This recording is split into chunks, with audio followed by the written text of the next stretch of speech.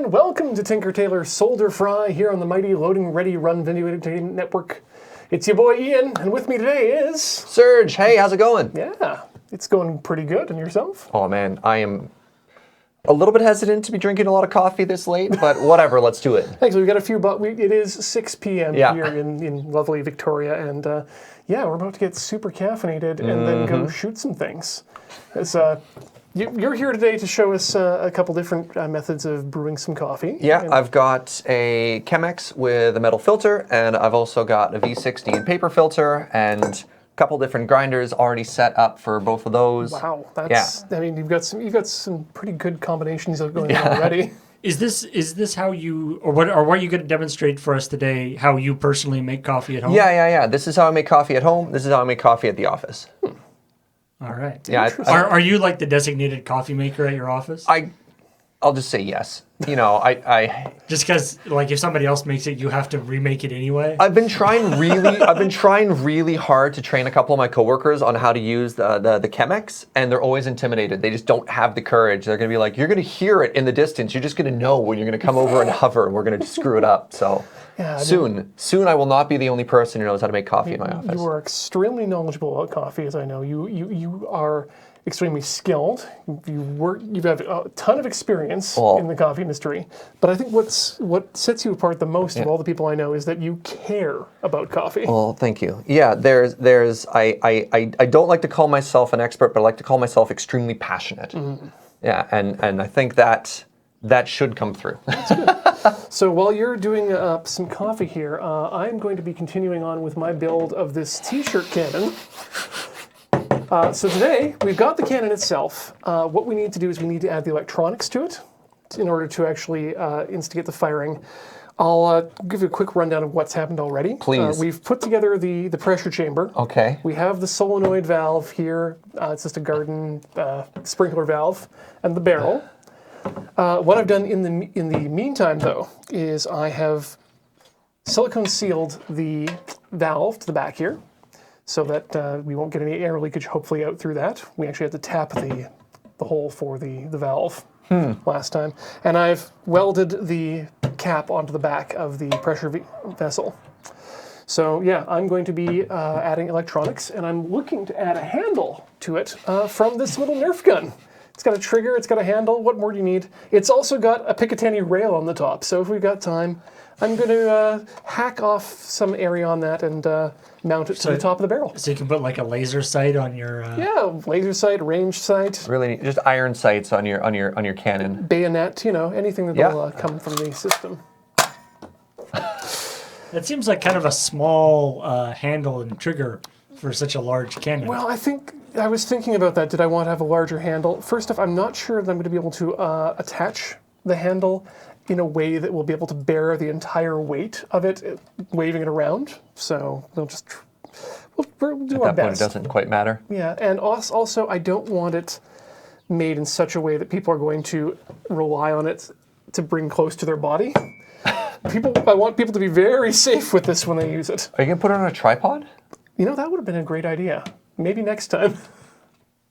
So I'm going to start off with disassembling this and getting it ready, and then we'll work on the electronics. And then hopefully by break time, we should be ready to do a test fire. Coffee and cannons, what could possibly go wrong? Yeah, so let's get started on our respective work here. Sure. Do you want to start with metal or paper?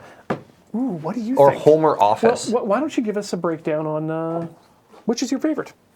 Oh man, that's really tough. Well, I mean, the reason I have both is because obviously I like both. If I knew that one was my absolute favorite, I would have just bought two of the same setup and had the same thing both times. So what I like to think about in different brew methods is every coffee has sort of a range of flavors that you can have within it, from your basest notes to your lightest notes. And what different brew methods will do is they'll sort of zone in on one of those. So a French press will bring out all the heaviest stuff, and in very, very light methods like a Japanese coffee siphon or any of the vacuum style will be on sort of the rightmost. Paper and metal cone end up being sort of in the middle. The difference between the two is the particulate size of coffee that'll come through. You don't really think of paper as a thing that has holes in it, right? Like if you look at a metal filter, you can obviously see that there are lots and lots of little holes in it. Paper has the same thing, except the holes are so small you can't see them.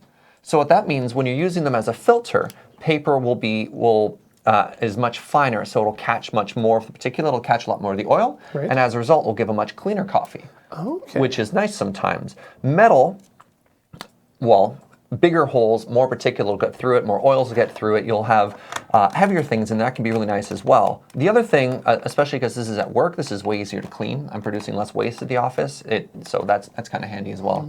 But let's start with the paper one. Okay. So the first thing I have to do is get some hot water going. Now, this is a question I have. Yeah. And I hope that, Paul, you'll relay any questions the chat might have as things go along for Serge. But so when I brew my coffee, and like I said, you care more about coffee than what else I know, I've been told by the method that I brew at, which is the AeroPress, that, oh, that's a lovely smell. Sorry to interrupt you. The optimum temperature is 185 degrees Fahrenheit. Sort of in the green tea range as well. Okay. This is just a standard boilie kettle. Yeah. Is that going to God, matter? that smells so good. So there's a proverb I like to use in brewing coffee, which is boiling means burnt. So coffee can burn. If you take just off boil water, you're fine. If you use boiling water, you're going to burn your stuff. That's about as nitpicky as I get in coffee. In tea, I can see people getting a lot more. I'm more familiar with Celsius than Fahrenheit. So you know you have 90 degree, 80 degree. I've even seen like 60 degree tea brewed before for like very, very delicate ones, which is kind of neat. I think I have that marked on my kettle as delicate. Yeah. Starting with paper. So the why am I weighing everything is an important thing here. Why am I taking the time to do everything? So I believe in this idea that every coffee is different. You can see I've got 16.1 grams there. Actually, if I wanted to be really, really nitpicky, I'd get exactly 16. I believe in the idea that every single coffee is unique.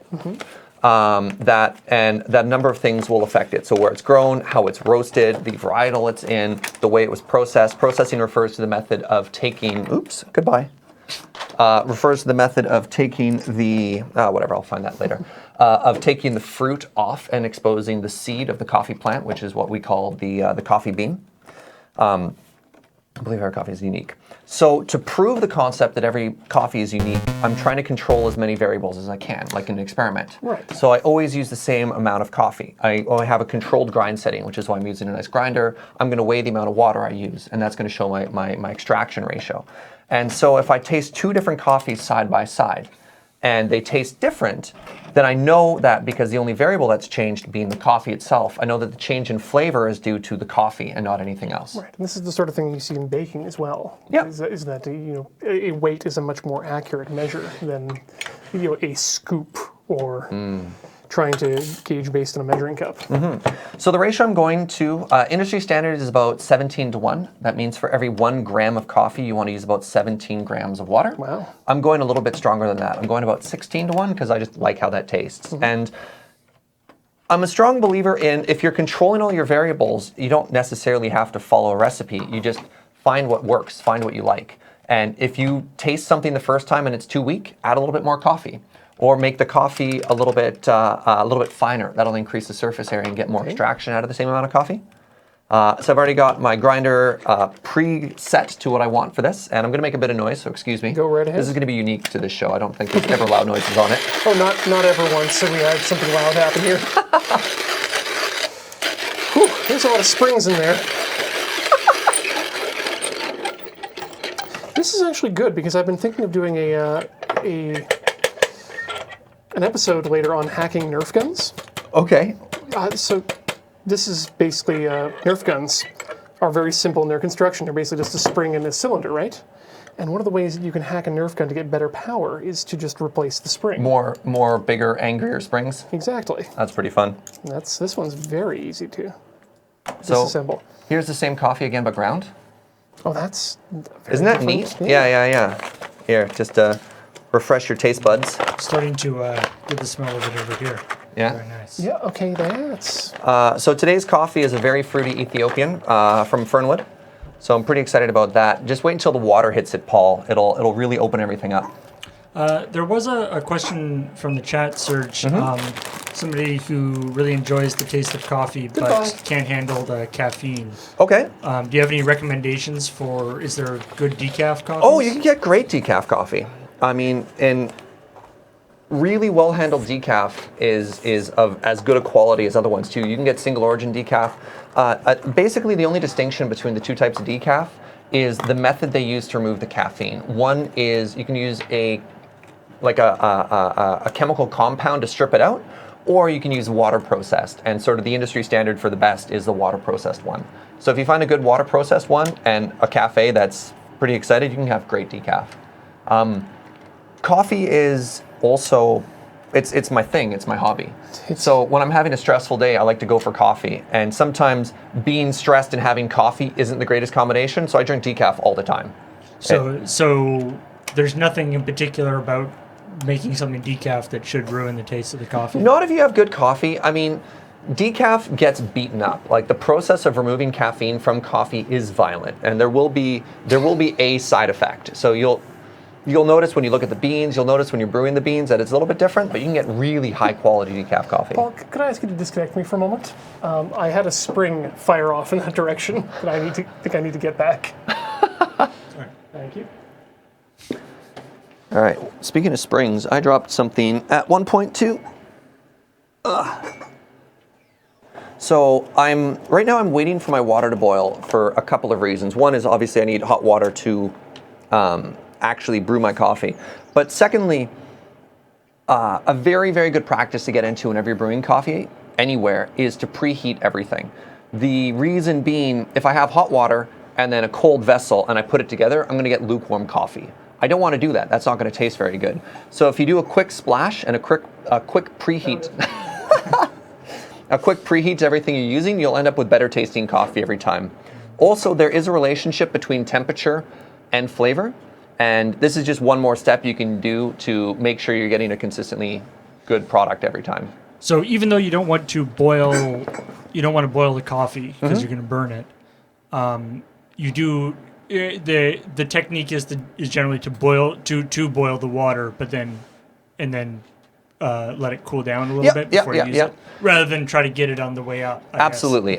Yeah, take it to full boil and then wait, because despite the kettle being loud, without an actual temperature gauge in it, I don't know what it's at. I can only guess.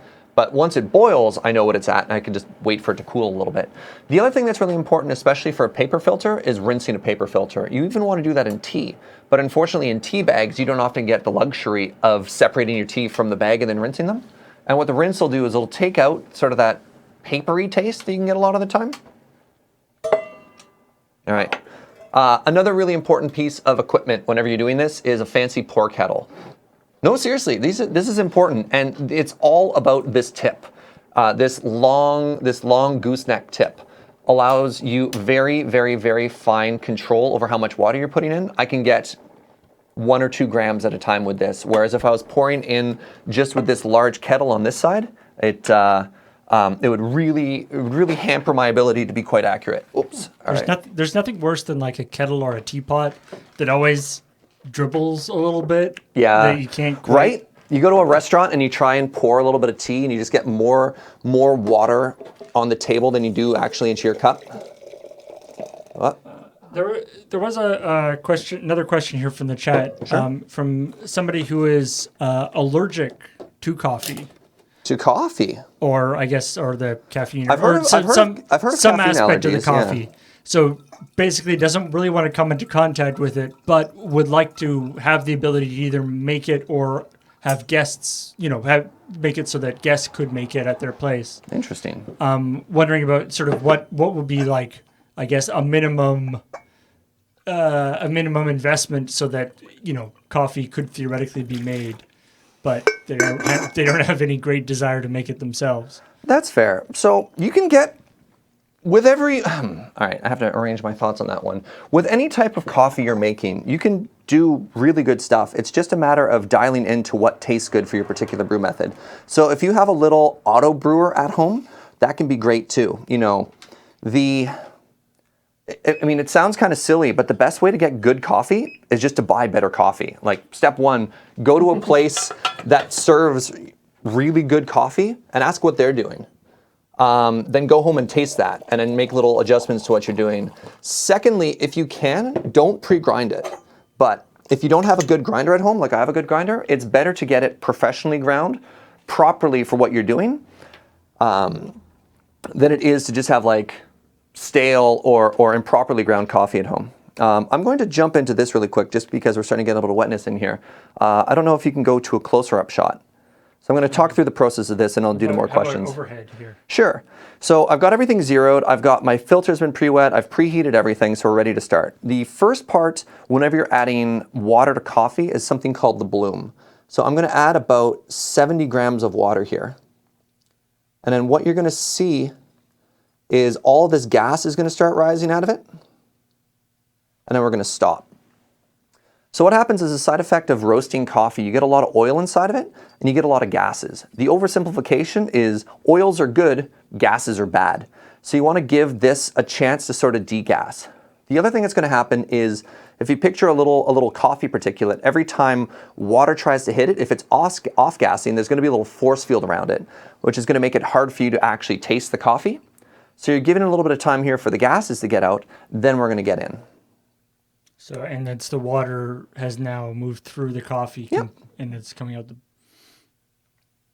So another thing I'm going to do, you're not going to see much of a chance of it right here because we're not adding much water, but I'm avoiding something called high and dry. I don't want to add so much water that as it recedes, the coffee is going to get stuck high and dry. I want to make sure the water is in contact there the whole time. And one little trick I'm going to do for that, here, give me 1 second. I'm going to give it a very light spin around the outside. What that light spin is going to do is it's going to prevent any of the coffee from getting trapped at the top. So a couple things of note. One, as I was pouring the water, I always went towards the middle instead of the sides. Water is lazy, so it's always going to follow the path of least resistance. If I put the water on the side, it's going to scoot underneath instead of on. The second thing is you can see when I use the spoon, I did it very carefully and very decisively. There are a couple things that will affect extraction, and one of them is agitation. So the more I use my spoon, the more flavors I'm going to get out of it. And that's going to be difficult to replicate time after time. And like we said, we're trying to control all the variables we can. So I'm trying not to introduce something that I can't repeat the next time I brew it. Yeah. Oh. You can see I'm getting a little bit of high and dry around the outside there. I didn't quite get the dome shape I was hoping for.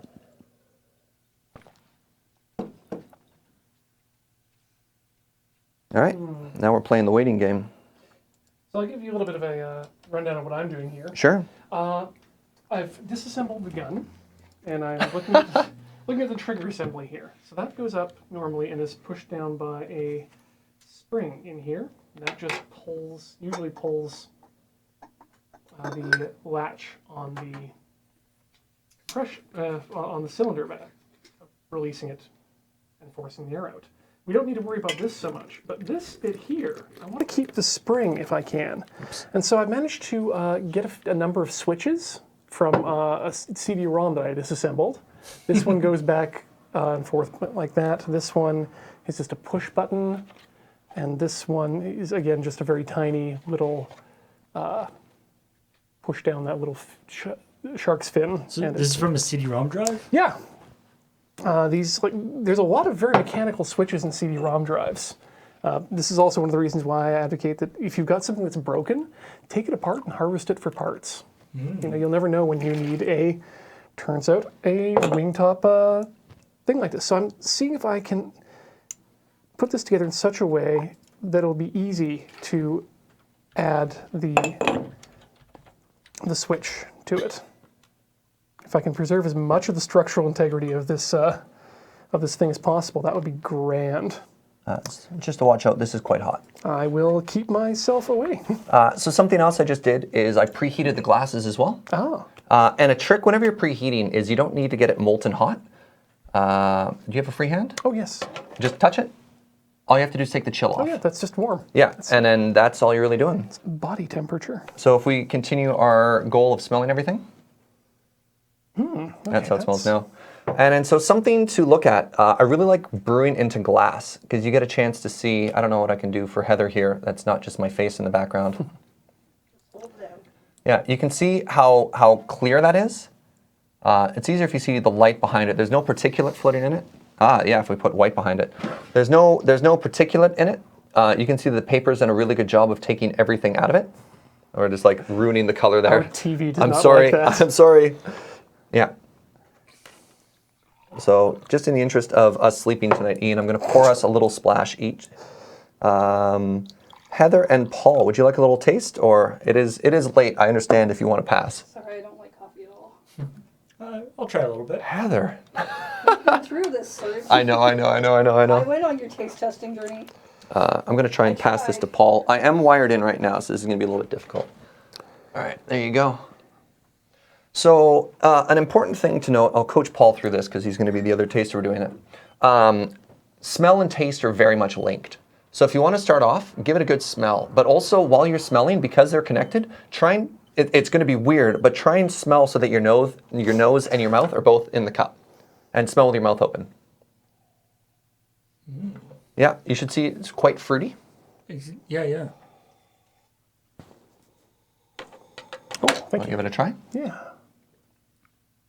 So that is very fruity, yeah. the fun part is going to be tasting this again afterwards on the metal filter instead of the paper filter and seeing how much more particulate you get through. Yeah. So this should be very, very, very clean, very light, almost tea-like. That's what I'm getting. And it should taste more like tea than coffee. This should have none of the heaviness and stuff associated with it. You should be like, this is weird and fruity and almost juice or tea-like. Yeah, it reminds me. I actually have some pu'er tea. Oh yeah. That is it's sort of it's quite a strong sort of not marinated, but it's sort of an aged tea. Yep. That is quite strong, and Yeah, I it think reminds me a lot of that. I think pu'er is fermented, and you can get it fermented for like 5 or 20 years, or They like bury it. Yeah, and do all sorts of stuff. So I just finished this off, and I can go back to trying to answer the question we had before. Once I started that, once the water hit the coffee grinds, I kind of wanted to finish the whole process. So I think I stopped halfway through answering the question, and I cannot remember where I was. We were just talking. There was the question about the best solution for just, somebody who isn't making tea coffee very often. Yeah. So I remember now the sort of smart ass answer of buy better coffee. But it's true. You have all these cafes that are looking at investing tens of thousands of dollars into new espresso machines or new grinders. And at the end of the day, if you're just buying and sourcing a higher quality coffee, you'll notice a huge impact in what you're brewing at home. And then the flip side to that is once you know you're happy with your coffee, you can then start to refine your process. And again, think of it like this. What are the variables you can control? Oof. Please don't die. Yeah, I should not die. Okay. What happened there? Ooh, just had a little knife nick. In the table, not in Ian. Of all the things I want to cut, table comes before Ian almost every time. Here. Almost every time. Yeah. I have these rags. There we go. Lid will do fine. You said we could use the good table for this. You said you wouldn't hurt it today. Oddly enough, I haven't any more than it has already. This is why we're not working on the crokinole board. So, is this particular coffee? Is this a new one? Is this like one you haven't actually had before from Fernwood? Oh that no, you're I've still had this before. experimenting with, or? No, this is lovely. Yeah, this is what I'd call dialed in. I'm pretty happy. I'm pretty happy with where this coffee is tasting right now and all that fun stuff. I'm going to wait maybe about 10 minutes and I'll start figuring out the other one. Okay. Yeah, does that timing work good? Sure. So what I'm trying to do here myself is find a way to get this. Just the bottom half off? Yeah, the bottom half off without the top half. And this is there's not much in here if you go head on each side. So I'm thinking if I can just score these plastic lines where I need to, they should just start to come apart. But I just want to be very careful with this. Also, maybe I should get a better knife. Or a sharper one. You know what, actually, let's just go ahead and start bending. So, there was the question, what is there what would be if there is such a thing as a good instant coffee? Is there such a thing? Is it possible? I don't see why it wouldn't be. It would depend where you're sourcing it. But then I mean, sort of the second question is, what is the rationale behind the instant spot? Is it just I suppose it's just the convenience behind it. There are faster ways to get coffee. I mean, espresso is a very quick way to get coffee. You get it in about 30 seconds, which is pretty neat too. I don't know. I might not be terribly qualified to answer that question because it's so opposite to the reasons why I approach coffee. I always think of it as a hobby and a passion and something to set aside time for to enjoy, as opposed to like, let me get this go juice into me so I can do the thing I want to do faster. And so that's different. And I think a good parallel to this is how some people approach alcohol. Some people approach alcohol with the explicit purpose to get drunk. And in that case, it doesn't matter what you're drinking because it's the goal. It's not the journey. Versus there are people who spend a lot of money on very fancy alcohol to sip it, to enjoy the tastes. And I mean, as a consequence, there's also, the alcohol within it that will get you somewhere as well, but that's not what you set out to do. Yeah, that's not why you're ingesting it. Yeah, and people still are kind of hesitant to give coffee that same mentality that, oh, I can have two different approaches to this. And often there's very harsh pushback to the thought that coffee could be anything other than go juice. And I've seen people get like angry and political about it. Like, really? Damn liberals charging $8 for a cup of coffee. And you're like, well, whoa, right, that's where it comes from. Yeah, you just like, there's really weird things that, you're trying to take away this working class essential liquid. And then you're just like, well, hold on. Like, no. It's like anything, you can go deep on, right, yeah. You can go deep on, cheeses. But you're not gentrifying coffee. You're not taking away anyone's. Yeah. I mean, I don't think of it as a zero sum sort of thing like that. The other thing to think about is coffee is an organic product. I mean, people have to grow this and produce it, and it is also the second largest traded commodity in the world behind oil. Like, there's just a huge economy for this, and for the most part, we don't pay enough to compensate the people who make that. So that's kind of tough. The biggest coffee producers, like your Folgers and your Starbucks, they own their own farm. Like that's how they're able to produce stuff in such massive quantity and scale. Vertically integrated, where they own every step of the means of production, right? Yeah. It's like how McDonald's owns the cows. Oh yeah, exactly. So it's a pretty different world between these massive ones and then smaller scale people producing coffee to smaller cafes, producing cups to little nerds like myself. All right, let me start boiling on number 2 there. Yeah, I think I figured out a system to get this top bit off here. Well, we'll clean it up in in post. Nice. But yeah, we've got a fairly. I think I'll give it some sanding later. But that's we're starting to get. It's a little late now, but. Somebody in the chat did strongly suggest using some sort of saw or something on the plastic because the mat knife makes it very difficult. What about fire? Fire. Then we're looking at meltiness. And that's a little bit more difficult. Yeah, a saw might not have been a bad idea, but we don't have one here right now, so we'll make do with the tools we have. All right. As is our wont. All right. So I brought some extra water, so that I could top everything up without having to leave. Smart move. Well, I knew I didn't really get much of a chance to walk anywhere because I was... You're kind of tethered in. Yeah, and that's fine. So something I'm doing is I'm keeping a little sample of the first coffee we did so we can look at the difference when it comes out. And then we're going to repeat a number... Oh yeah, actually this is really interesting too. Paul, have you finished your coffee? Yes. Damn. Try this. If you're not afraid of germs. Temperature and taste have a pretty interesting relationship. So as something cools, it'll get... It's the same. It's the same coffee, except it also has Ian and myself in it. Very small amounts. Yeah. Trace amounts of being in surge. Yeah, as the coffee cools, it'll get increasingly sweet, which is pretty interesting and kind of unexpected, and a fun little thing to think about with coffee that I don't think a lot of people sort of clue in. And this is going to sound very, very silly, sort of like the use better coffee sentence from before, but the reason this is brown and not water is because coffee is in it. Like there, right? Okay, yes. Right? Like we used a filter and we filtered out all the large physical pieces of coffee that you could see, but there's still coffee that's floating in this water. Invisible coffee. Well, no, it's not invisible. It's brown. You can see it. Good point. You're right. Yeah. That's the whole point. It is visible. So what happens though is there are still physical chunks of coffee in there. They're just small enough that they pass through what it is. So as coffee sits, it's also continuing to extract. So what happens is, especially a stale cup of coffee isn't stale because it's cold. You can hold that at temperature, but it'll get gross. It'll be like tea that's steeped for too long, or wine that's gone bad. It'll bring out tannins. It'll get out these like really bitter and gross notes.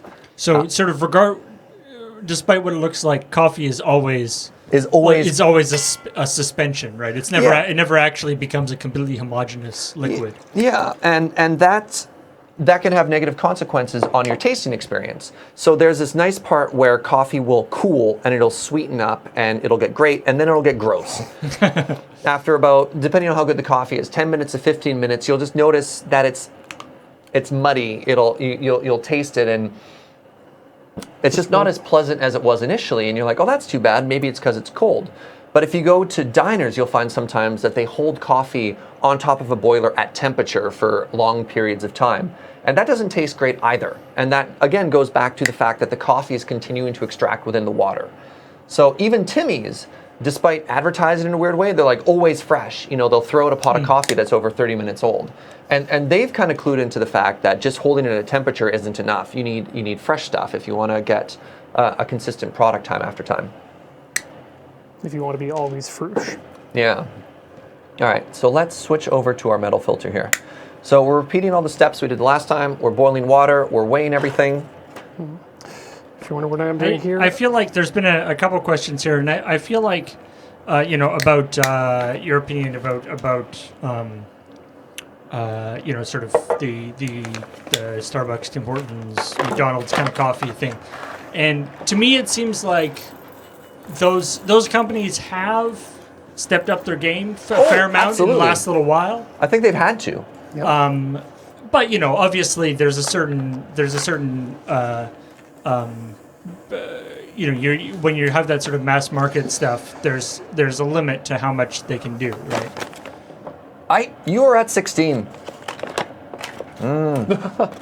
So the scale is accurate to within 1/10 of a gram, and it looks like I was right between it. I'd rather be slightly over than slightly under, because I'm likely going to lose just a little bit of coffee. Just gotta break one of the beans in half. Yeah. So I'm actually going to use a slightly different scale. The metal filter requires a slightly coarser ground than the paper filter does, and rather than have to fiddle around invisibly because I can't quite see what the settings are, I just brought a second scale. Okay. Grinder. Yes, a second grinder, pardon me. I didn't bring a second scale. I didn't need to bring a second scale because I wasn't going to do two things at the same time. I've got this very fancy piece of cardboard that I'm putting on top because I'm actually missing the top. And coffee has this nasty habit of popcorning or ping-ponging out, just like flying everywhere if you try and grind it without something to hold it into position. So both of these both of these grinders are burr grinders, which are sort of the industry standard for the best thing you can do. You can use a blade grinder. I don't want to hate on it. Again, you can do really good coffee at home, but the advantage between a burr grinder and a blade grinder comes back to consistency again. I know that every time I use this, the coffee that comes into the bottom is going to be the same. I've heard there's also an issue with heat. Is that true? You can get heat. I don't think you're going to get enough heat in a blade grinder the first time you do it. Okay. Go ahead, Paul. Sorry, I was going to say, Ian, there's somebody, Kai, the Iron Hound, in the chat, saying they have some experience modifying Nerf guns. Oh, great. And saying, I suggest you mount the switch directly behind the trigger rather than further up in the mechanism. Mm-hmm. This will make the trigger response better and has less likely to activate the switch if the item is bumped. Well, the problem with that is that this trigger has no spring on itself. No, actually, I could, honestly, keep the spring in there and mount the top and mount the switch down here, like right next to the actual trigger itself. And that might be what they're talking about, and that would actually be a good method. I'm going to investigate that later because I realize we're coming up close to 8 o'clock, and I still don't know if this solenoid will even work. So we've been distracted by coffee talk. Yeah, sorry about that. No, that's all right. So I've prepared the batteries in the method that we'll get and tested to make sure that we're getting enough voltage. This looks to be about. We're getting 26 volts, which one of the cool things about 9-volt batteries is they're easy to do in series. Exactly. So we're just going to attach that to these wires here with some barrettes and give it a quick test just to see if it. I think it was like a YouTube video or something I saw of somebody doing like a whole bunch of those, and then sort of halfway through realizing it's like, wait a minute, doing the calculations, be like, this thing is going to put out like way too much voltage. I just made like a taser. I think Wow. the last time I saw someone putting batteries together like this in series was specifically for a homemade railgun. So I'm about to start. I could also put this aside. Nope. It's only coming Okay, up go ahead. Go right ahead. It's coming up to 7, Ian. Oh, 7 o'clock. That's what I meant. Okay. And the point is, we're coming up close to an hour milestone, and that usually means a break. But continue on. You sure? How long? Same as the last time. Okay. Yeah, we've got about 15 minutes left. Sure. Yeah. All right, I will hop into this one right here. So we're going to follow the same steps as last time. I'm going to do something stupid here. Yep, that's warm. Again, we're just trying to take the chill off of everything. It is worthwhile to mention, it's not like there's any sponsorship going on in here or whatever, but it is worthwhile to mention that this coffee is from the awesome Fernwood Coffee Company. As is most of the caffeine that comes through these doors. They're not an official sponsor of Loading Ready Run, but they have certainly helped out Desert Bus many times. Oh my goodness, right? And they are the people who give us, who serve us food and coffee so much. And they do have an online sale thing that you should check out. Again, they're not actually sponsoring us at the moment. But, if they want to, that's a thing. All right, so repeating most of the same steps we had as last time.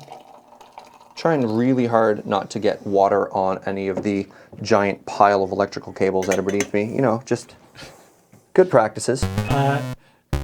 Ian, if that's how your hydraulic, or if that's how your pneumatic cannon is going to work, I have to say I'm a little disappointed. Paul, do you want to switch to the overhead again? Yeah. So, again, remarkably similar process. Oh, did I move this? That's about right. There you go. All right, zeroed. Yeah, so same sort of process. We're going to add about 70 grams of water again. You're going to see the coffee bloom again. So you're going to see it expand from all the gases that are in it.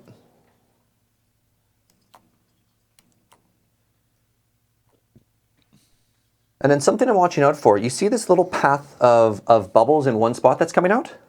That's called channeling. So going back to the idea that water is lazy and is always going to follow the path of least resistance, this is a bad thing to see. So what's going to happen after the bloom, I'm going to watch carefully to see if that happens again. And if it does, I'm going to use the spoon to break up the coffee grinds to get rid of that channel, to try and get an even extraction. So that's one of the few times you'll go in and deliberately add agitation to the coffee. You'll see a lot of coffee shops when they're doing a slow bar like this, they'll actually stir right off the bat, deliberately breaking it up each time to avoid that. I like to try and keep agitation to a minimum. It's not good or bad, it's just making sure you can repeat the process time after time. And if they do that every time, you're fine. Now the coffee that's coming out right now, like the coffee that is in the bottom part right now, Yep.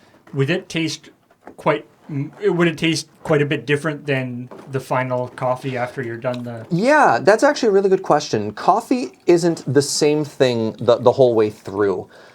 So if you think about the brewing process here taking about 2 or 3 minutes, the first couple drips of water that come through are very, very, very syrupy. And the last little bit that comes through is going to be quite watery. And the important part is actually getting all of that at the end so that your cup ends up being balanced. So one of the things you'll often see people do if you're at a restaurant or you're at a diner or something like that is they'll grab the coffee right in this middle of brewing, pour a cup, and then put it back under. Oh, no. And that's not only going to make the cup of coffee the person is going to drink, that's going to taste gross, but every cup of coffee after that is not going to taste the same balance. If they took it too early, the rest of the coffee is going to taste watery. If they took it too late, the cup they're handing the person is going to taste watery, and every cup everyone else is going to have is going to taste gross. Like the brew ratio that you're doing here, the total amount of water to the total amount of coffee is necessary to do as a contained unit. To interrupt it is to take a crucial piece out.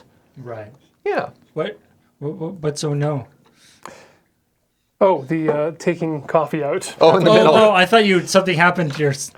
No, everything's fine. I'm just Teflon taping up the pipe pieces because got to get this ready for sealants. I'm not sure if it is relevant. Dark Morford says, "Dear Dr. Ian, that valve is probably designed to run at 24 volts AC. Yes. You're getting DC out of the battery, so it might not work so well." It's no, I've understood that to be the case. Again, the person who first put together this project used exactly the system of 3 9-volt batteries, DC. So it was, and they found it to be just fine. So Hey, that's Paul. why we'll do a test in a few minutes. Nice. You want to switch back to the overhead? Yes. Okay. So I don't know if you remember the on the paper filter how you saw all the stuff going all the way up the sides. You can see this time, and it's a lot more contained. Very, very loosely on the side here, you can see how high the water level came. And that swirl at the bottom kept the coffee from having this sort of this concave shape to this nice convex shape. And that kept kept the high and dry to a minimum. That's quite large grounds there too, right? That's Because you got to make sure that they're bigger than the holes in your Well, filter. yeah, it's a little bit coarse, but this is also just the largest chunks being at the top. All the finer particulate would have gone to the bottom, again, following the path of least resistance there. I'm just going to do a little bit of housekeeping here really quick. Question, jumping up and down asks, Serge, Fitting. how do you feel about oxidization in terms of pouring and repouring coffee? Is there a technique to that, or does it change the character of the coffee at all, like how you pour it? So there are a bunch of enemies to coffee, just as the same as there are enemies to tea. And those are things that are going to make your coffee taste worse time after time. And one of them is oxygen. The other ones are light, are moisture. These are things that will start the extraction process, or will start to take out some of the things you like about it, which is why people talk about how to store coffee. It's why coffee bags are sealed with a gas valve and stuff like that. The enemies of coffee. I was going to say, speaking of which, someone says, how long could, for example, a sealed bag of Ethiopian coffee last in a chilled storage environment? Asking for a friend. I knew that question was going to come up. I'll get there in a second. Okay. I actually want to do a little bit of a demonstration first before we get there, and then taste this coffee, and then we'll do more of a right Q&A ahead. thing after.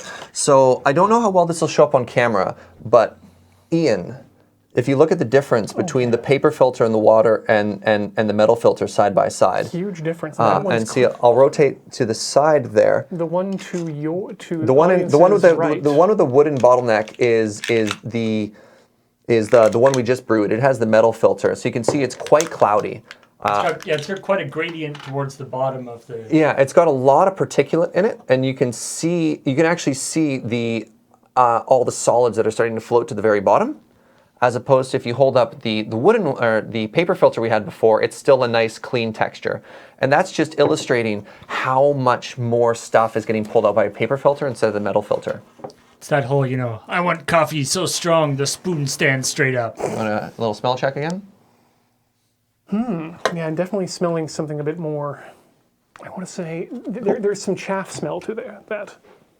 Chaff. Yeah, just a bit. Chaff is you can basically think of it as like the coffee dust that comes in every coffee bean. Oh man, so many questions, so many little tangents that my brain is going on right now. So again, coffee starts inside of a plant.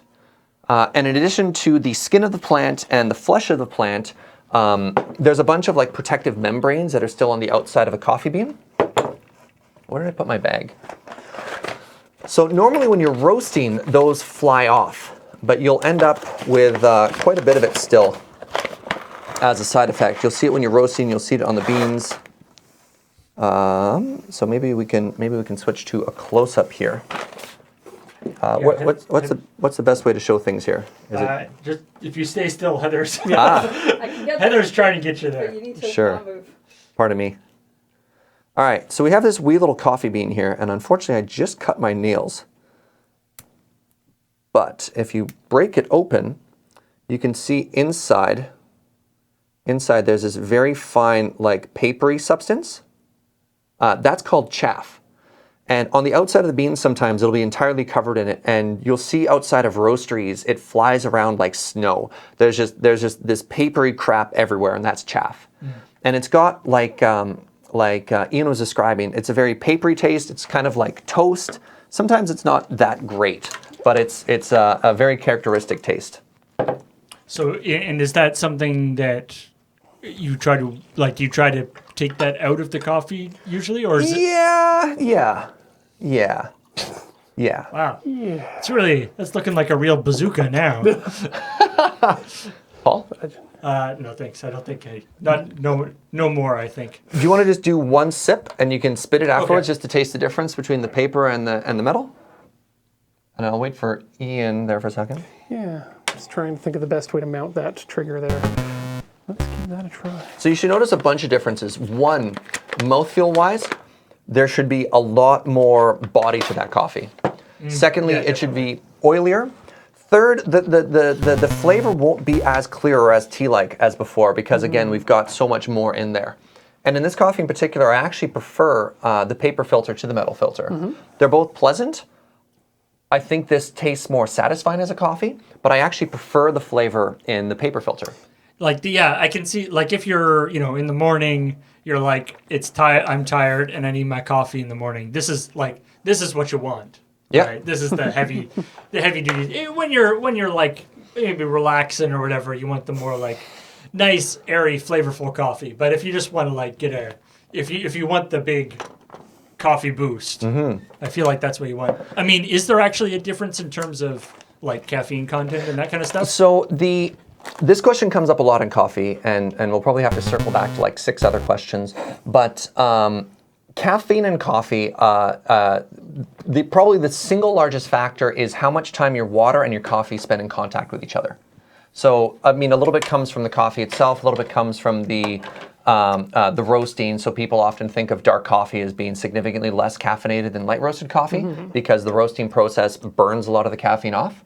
But again, probably the single largest indicator of how much caffeine you're going to get in your cup of coffee is the amount of time the coffee and the water spend in contact with each other. I mean, I think that makes sense to everyone. So the stronger the flavor of the coffee doesn't necessarily have any relationship Correct. to caffeine. Yeah. Strength has less to do with that. So probably contrary to popular knowledge, is espresso has less caffeine in it than a cup of coffee. Right. Despite if you had 20 grams of espresso turned into an espresso shot, and then 20 grams of ground coffee brewed into a cup of coffee, the cup of coffee would have more caffeine in it by virtue of spending more time in the water. An espresso shot will normally only spend about 25 to 30 seconds in contact with water, whereas you could see this process here took about 2 minutes. A French press will spend about 4 minutes, so a French press will have more caffeine in it. Okay. Going back to these cups we just tasted, I think it's very interesting to see just how different the same coffee can taste when we use the same amount of ground coffee or solid coffee, the exact same amount of water, so we did the same brew ratio, and the same coffee bean. The thing we changed was the brew method, the filter, and very, very slightly the grind setting.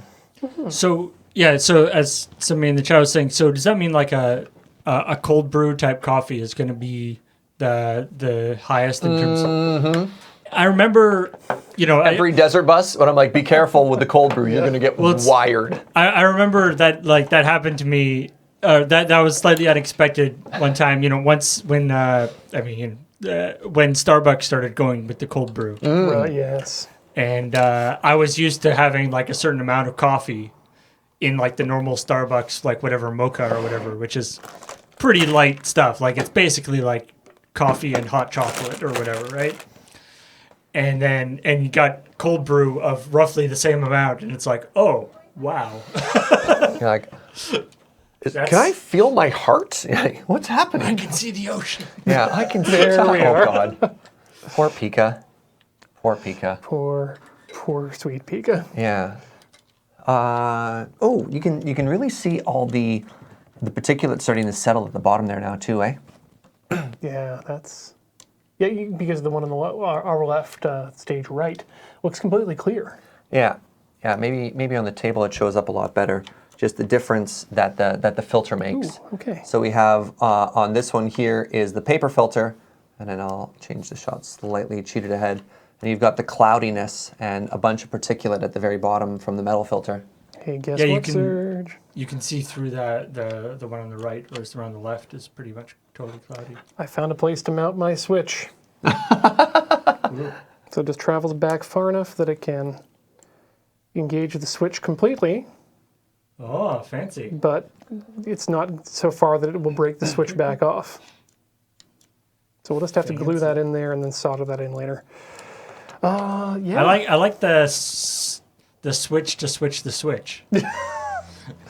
Yes, that could be a. How does the cartridge taste? Topical jokes. Ooh. I remember I was reading a thing one time about or I saw a thing about like safes and stuff, and they were talking about this this really, sure it's one of these safes that's like a big, huge, thick door with like a big thing you have to turn to do it, and it's all solid stuff. But then they open it up, and on the back side of it is basically the mechanism from like a little combination lock, which is like a little lever that flips the big giant thing. Amazing.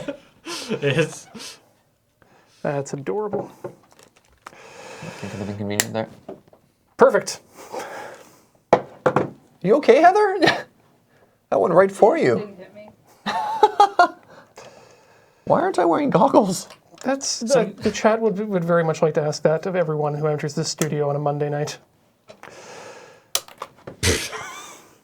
Is this you have invented a spring firing gun? Yeah, that seems to be the only thing I've actually done here of any use. Okay. I've made a gun that fires springs across There the we room. go. That's good. The somebody in the chat who apparently has made a t-shirt firing cannon or at least an air-powered cannon before. They're saying that they were also trying to get a sponsorship from a local sandwich place so they could fire hoagies, but it kind of fell through. Oh, that's unfortunate. All right, well, I think we're going to take a quick break here at this point, and then we're going to come back and hopefully pressurize up this bad boy. What kind of pressure are we talking here? So this, Good question, Paul. Well, you know what? Let's save that for after the break. But it's safe. Hello and welcome back to Tinker Tailor Solder Fry? I always thought it was solder. It doesn't matter. Hi, I'm Serge. Ian is outside right now getting ready to pressure test his cannon. Whatever, I'm sure he's wearing safety goggles. When we come back, I'm going to be doing a bunch of Q&A about coffee. So feel free to throw questions into the chat and Paul will sort through them and try and quiz me. And let's cut to Ian and Heather outside for the cannon test. Okay, cut to you. Hey, welcome to Not Quite Outside. We're here in the friend zone because I actually don't know how loud this is going to be. And so I think we should try and, if there's going to be a catastrophic failure, if there's going to be a loud noise, let's keep it within the closed doors. But we do have a crash mat set up outside as a target, a nominal target. We are going to be using some safety equipment here. So let's put on our safety glasses and our gloves. We'll get those on as well once we start pressurizing the thing. But For those of you This at is a home, t-shirt Heather is cannon. also wearing safety goggles. what better way to test a t-shirt cannon than one of our favorite t-shirts? Let's see how far we can get this down the line. So let's just roll it up here. See if that's... Oh yeah, that looks pretty good. That's a bit thick. Let's see if that'll fit in the pipe. My handy shillelagh of stuffing. Ooh, that's going to be a tight fit. So maybe just roll it up without even folding it at all. Chad is wondering that about ear looks. protection. Just get the arms I in. have ear protection technically. He doesn't. I can get some from the room. Let's get that nice and tight. Apparently, a plastic bag sabot is even better, but this is a test firing, so let's. Oh yeah, that's right up the interior dimensions. Let's twist that as it goes in.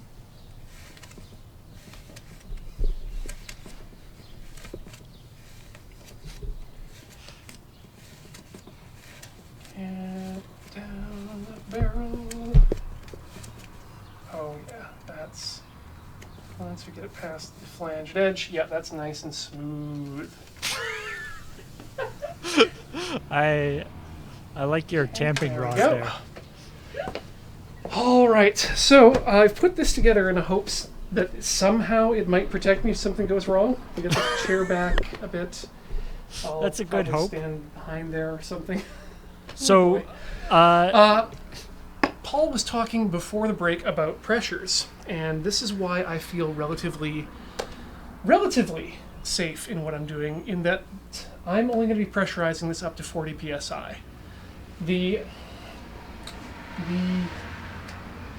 servo, the valve, is rated for, I think, around 120, if I remember correctly, but it's well above 40. In the engineering documents I've read about ABS, about ABS pipe, anything below 80 psi doesn't cause it to fail at all. So we are well below the safety tolerances. That said, we'll still be wearing the goggles, still be wearing the gloves, and still be trying to be as safe as possible. But so the point is, we're going to have to start pumping at some point, and that point is now. So let's Heather, attach just our- so I'm clear, the mounting for this gun is a rolling chair. Yes, Paul, Is- that is correct. The mounting for this gun is a rolling chair from the office. For the moment. Is it just gonna roll backwards? Of a... Paul wants to know if it'll roll backwards. Maybe? We're going to be finding out a lot today, I think. I'd like to remind the audience that this is a Let's Try show. Yeah. And Ian is very trying right now. Boy. Maybe you I'll should just- stand directly behind the chair, Heather. Yeah, I was going to mention that Heather, you should probably stand to the side if at all possible. But let's... I don't know if I'll be able to see the mat if I do that. Well, there's going to be a little bit of time spent here pumping, I'll so... figure it out. But so far it seems okay. I think pressure is increasing.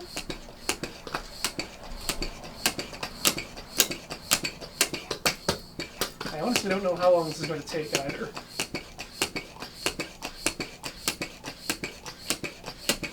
Let's get those glasses on now.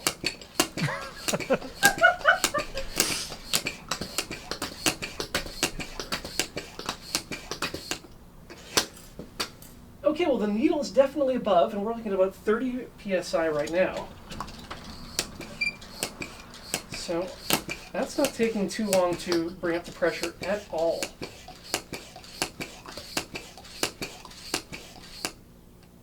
I'm not hearing any hissing noises. Still about 30 psi. Yeah, I believe technically speaking, this would be a t-shirt turret. Still about 35 now.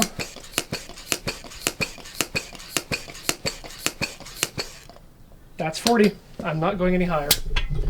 Okay, so we're pressurized. Let's get our... I'm going to try moving over here. Yeah, let's get our I don't think I can actually see the batteries No. put together. Excuse me. No problem. All right. Are we ready? Give me a sec to Sure thing. position. Yep, I'm going to... Okay, get this thing I think this will work without me being right behind it. Okay. Just before you go, What's up, Paul? I was just wondering, would it be better to switch to a wider lens to get more of the scene, or does that the zoom lens you're on there? This is as far away as I can get, which We could. should show everything if this is successful, but not if it's a failure. Let's make sure our aim is still true. All right. All right. Well, One more thing. What's up? should we? Let's move something. You back. sure that there's That is the side too. and you sure there's nobody outside All or right. Yep. Ian, No- Paul wants to make there's sure no there's cars one outside? There's no cars. Clear. Clear. We're good to go. All right. yeah. Are we ready? And Ian, do you have ear protection? Ear Or- protection, right? He's off to get some. We do what we can. Thank you, Paul.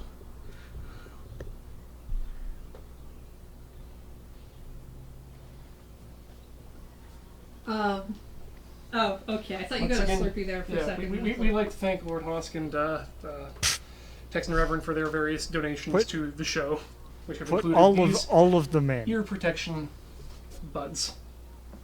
Let's get those in there.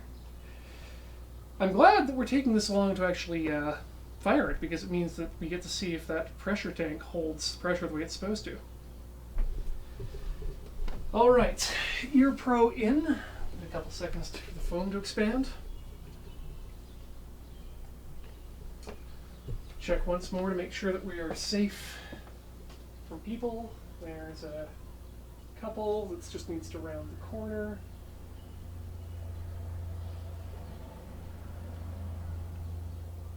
All right, safe. Unless I see any frantic waving from Heather, we're going to go ahead with the test fire. In 5, 4, 3, 2, 1. All right. That was a marginal success. I mean, it didn't hurt anybody, so yes. Yeah, I would call that a As far as success. I thought it would, but there's a number of variables in play here. Do we want to try another fire? If you want. Sure. Let's see if we can get this to go Let's- somewhere. Let's.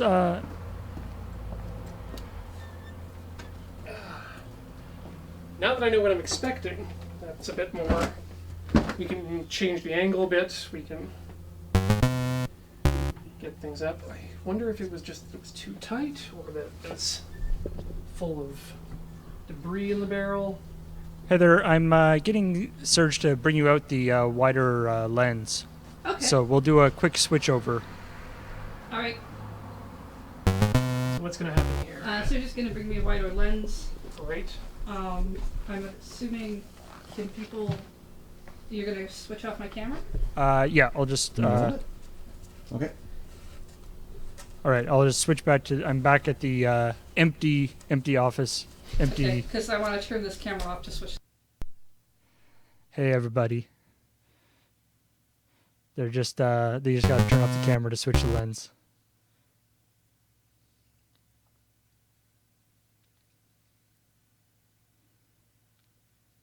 How's it going, everybody? That I was actually pretty happy with how that t-shirt turned on. Got it. All right, here we go. All right, back to Heather's camera, and now we have a little bit more of a wider view of the whole situation.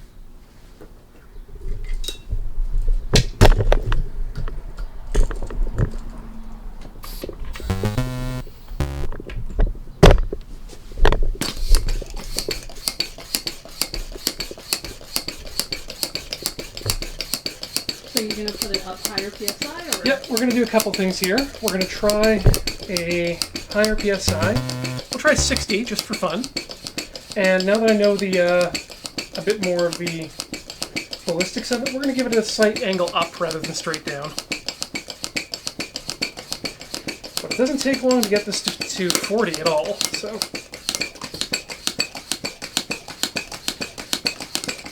Anybody know what PSI like a bicycle tire is at normally? 5.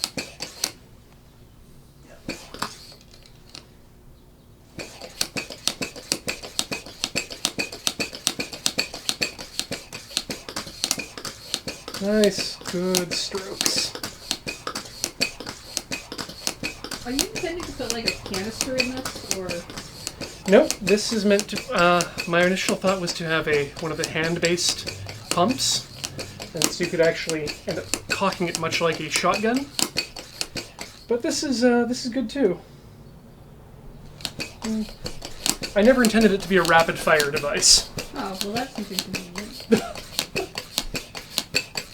I like that in answer to my question of what pressure bicycle tires normally are, I've gotten results between 20 This psi looks like and 60. 120 psi.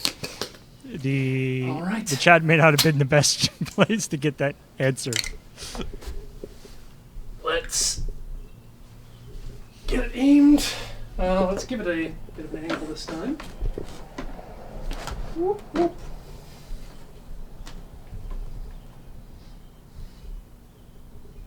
Okay. And are we ready for firing? Check outside, make sure nobody's there. They would like you to do safety checks. Once again, as always, yep. Safe there. Safe there. All right. Any other objections? Firing. Go for it. Countdown in 3, 2, 1.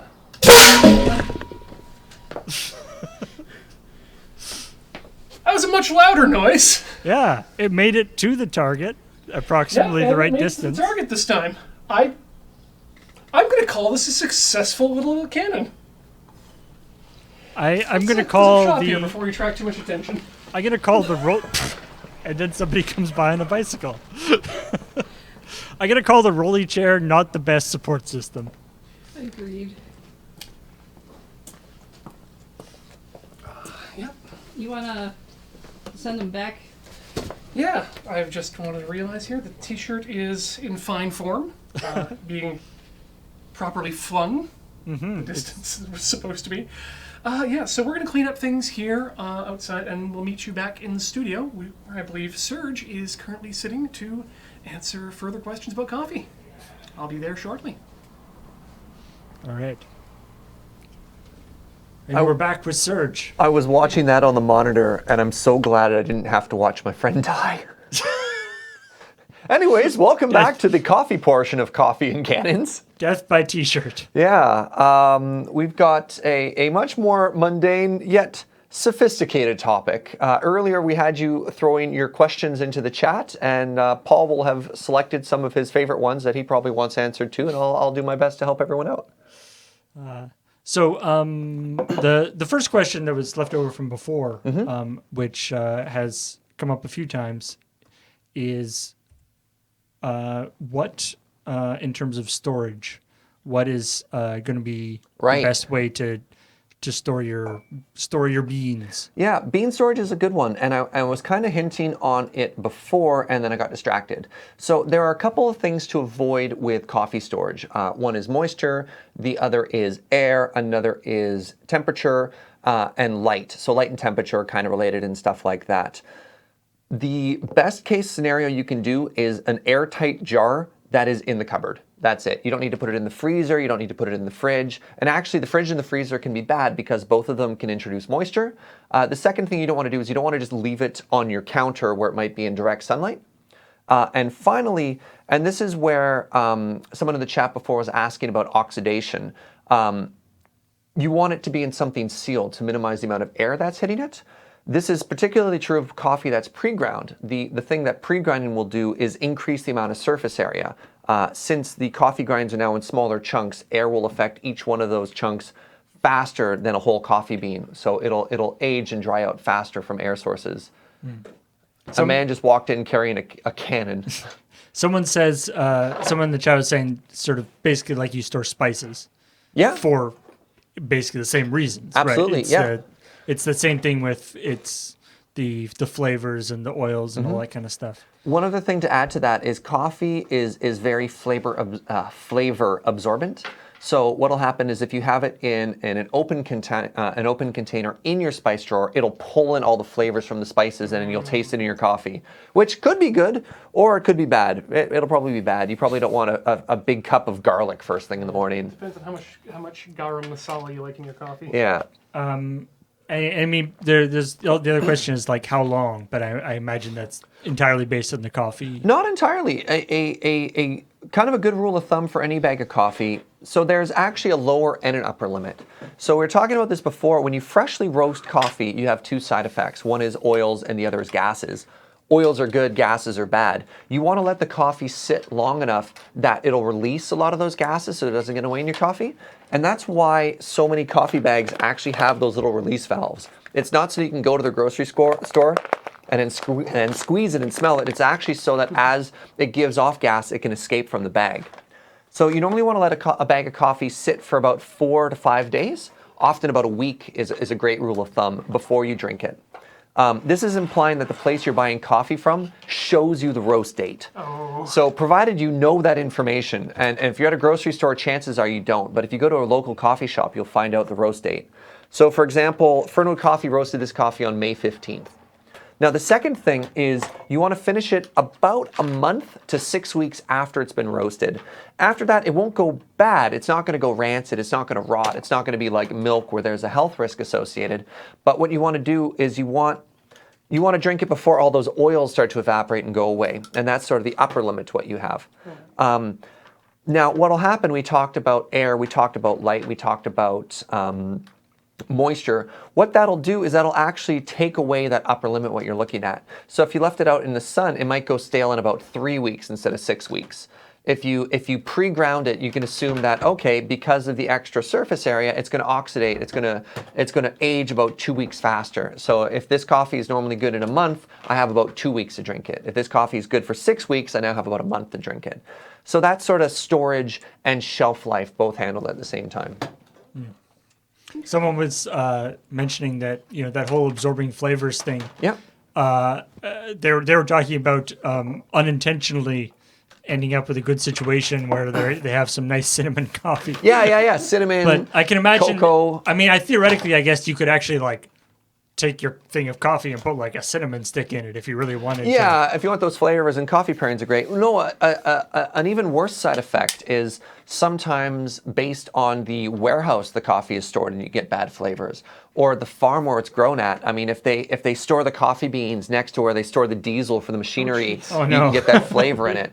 That's the wrong kind of oils. Yeah, right. If the warehouse it's at is mildewy, you can get that smell and that flavor into it. Serge, why do you let this coffee get so diesel? Yeah, right. And there's this awful tasty note that I've had before. It's described as phenolic, and the only way I can describe that is like Canadian Tire on a warm day. Oh yeah. So you walk in and you get that you get assaulted by that smell of plastic, and you get a little bit of phenols is the off-gassing from plastic. Yeah, and then you get that the fertilizer department from the garden section, and a little bit of like oil and gas from the garage part, and you're just like, I didn't want this in my coffee, but there it is in all its glory. So you're saying buying coffee from Canadian Tire on a warm day, not the best.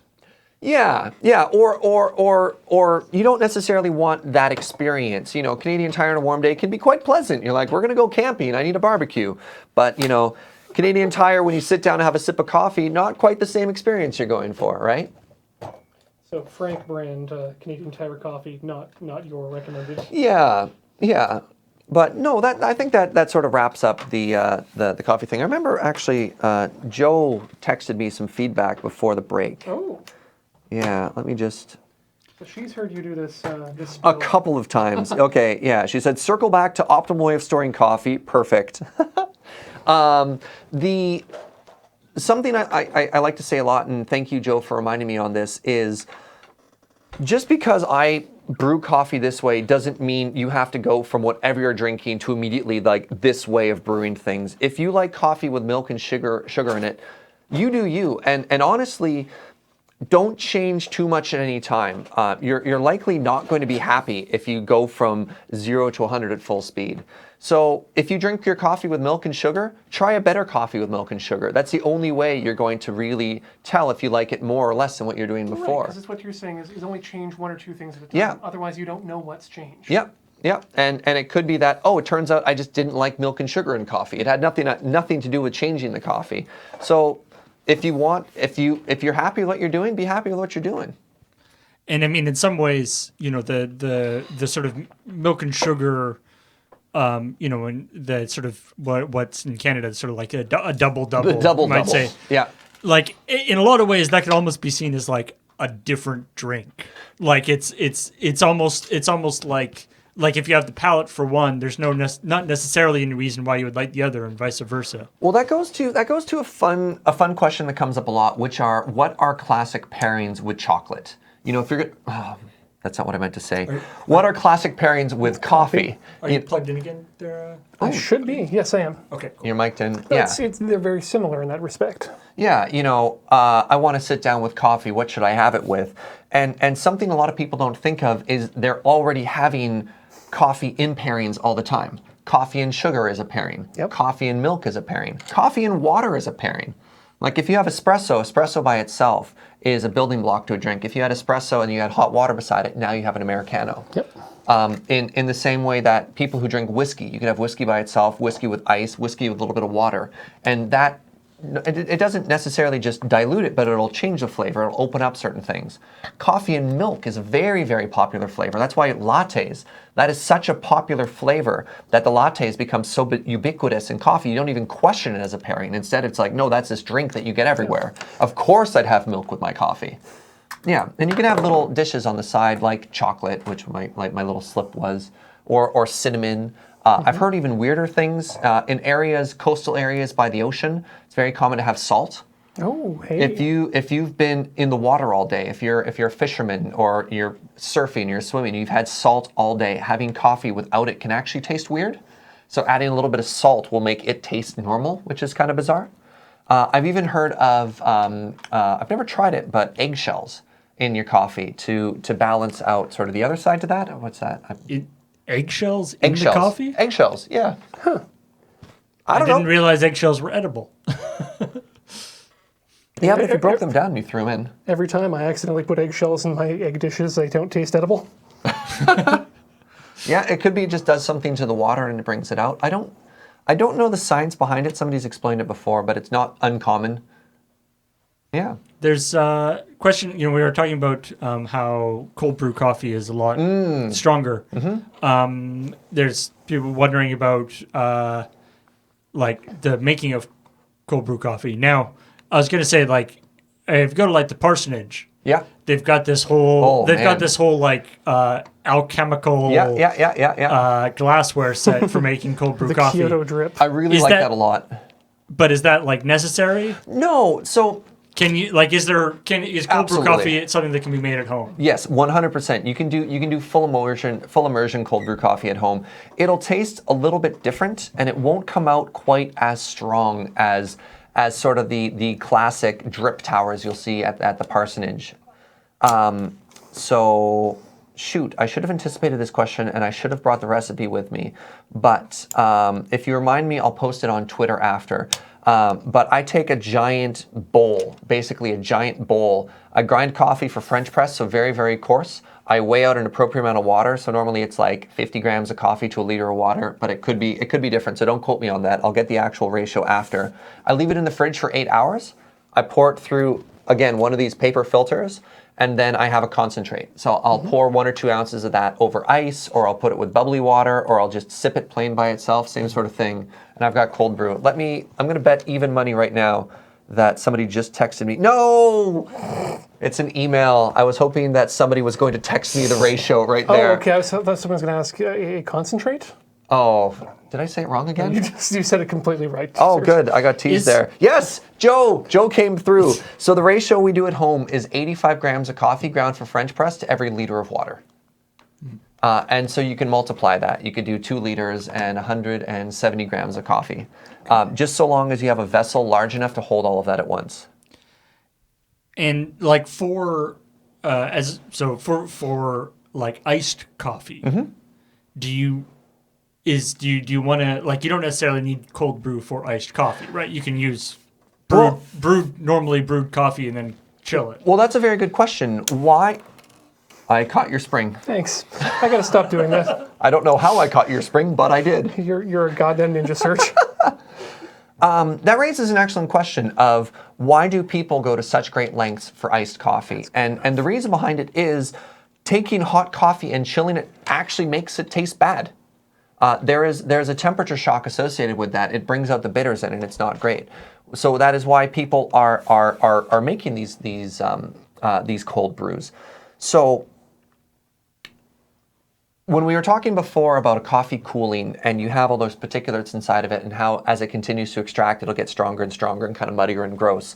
What a cold brew will do is it'll go into that gross territory and then just keep on going. It'll just punch right through it until it transforms into something better. So this fruity coffee they were trying earlier would end up... gross, it's awesome. It's funny. It transforms. It'll go... So this coffee starts tea-like and blueberry, and then if it over-extracted, it would be kind of like muddy and fruit-like, but not great. And then if you kept going, it would probably turn into something like pipe tobacco with these heavy, like, fruit and nuts, like a dark chocolate with fruit and nut-esque hints to it. So you'd be like, oh, that's really interesting. So a cold brew of a coffee can be a completely different flavor than the actual normal brew of the coffee. It will still have characteristics of the original one, which is, again, going to all this premise, each coffee is unique. So you want to make sure the coffee you're using will have the flavors. If you bring a really heavy, roasty, dark coffee into a cold brew, you'll end up with a powerfully heavy, roasty cold brew. So make sure it's something you still want at the end. Oh, we're sanding. Nice. Actually, you've got just some thing on your face. Thank you. You're safe now. I hope it was plastic and not organic. I think it felt plasticky. Oh, good. Yeah. So going back to cold coffee, I would recommend you don't just take hot coffee, pour it over ice, and be excited. A lot of the reason why so many iced coffees are sugary is to compensate for the fact that they are kind of bittery and gross. So you're like, I got this iced caramel frappe. You're like, well, this is because my coffee is gross. So you can actually brew really good iced coffee. And normally the trick for that, if you put everything on top, is say I'm using 320 grams of water for everything I'm doing, I would split it. I'd put 160 grams of ice at the bottom and then pour hot water on top of it. Oh, okay. Yeah, and then I'd end up with something, it wouldn't be hot and then cool. It's getting cool as you go, and it's very sweet and it's very refreshing. And then you get the same sort of excitement of going from all these different single origin coffees. I really enjoy a nice fruity coffee as an iced coffee. I think those flavors come out pretty well. I don't think like a chocolatey or caramel or very dark coffee would taste great iced without sugar. So you can kind of be selective in what you're looking for. I have to say that for me, one thing that I have noticed is that iced coffee, especially with sort of small, I guess like local, little sort of independent local coffee shops, iced coffee is definitely a more hit and miss. Yeah. Than that's. I will say that I tend to prefer. Like a Starbucks or chain stuff for my iced coffee, just because they have it like down to a science with their thing. Whereas often you will get at a more local place, they'll be great at actually pulling a shot. Yeah. And then they're like, I guess we can put it on ice if you want it. Yeah. There's always this pretty funny part when you work in coffee where you look at the person beside you and it's like,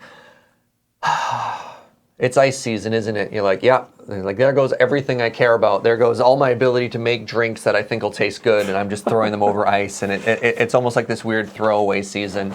You can fancy it up. I mean, obviously the brew method I talked about of cold coffee over top is delicious, it's great, but it's time consuming. But you can take any espresso, like classic espresso drink, and put it over ice.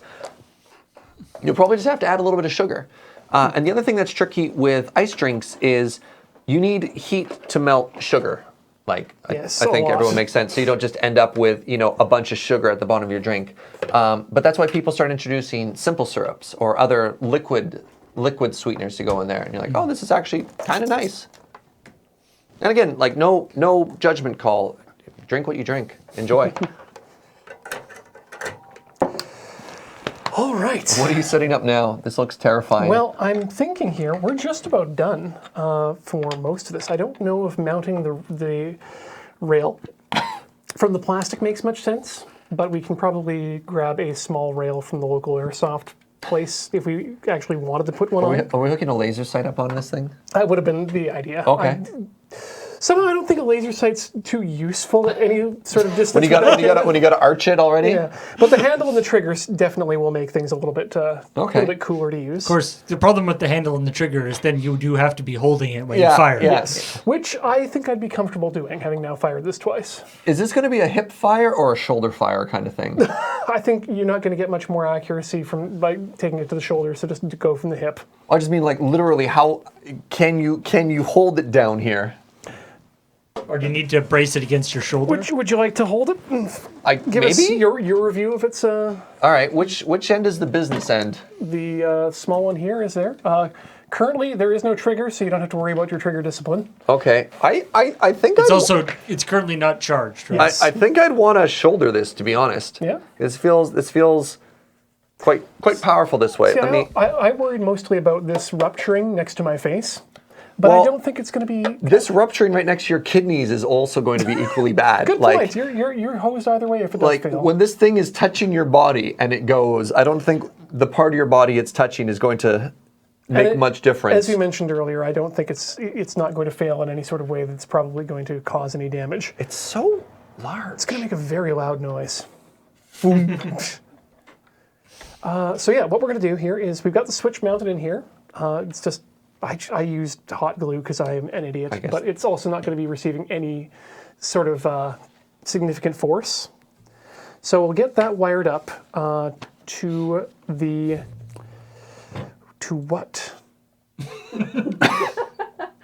We'll get that wired up. We'll wire it to something. To these wires here on the device, and then we'll also run out some leads for connecting a battery for these things, because I would like to be able to make a sort of battery clip that we could attach to the device as well. Where are later you on. imagining this going? Sorry, this Yeah. handle, I think I was going to end up putting just attached to this piece here. Oh, okay.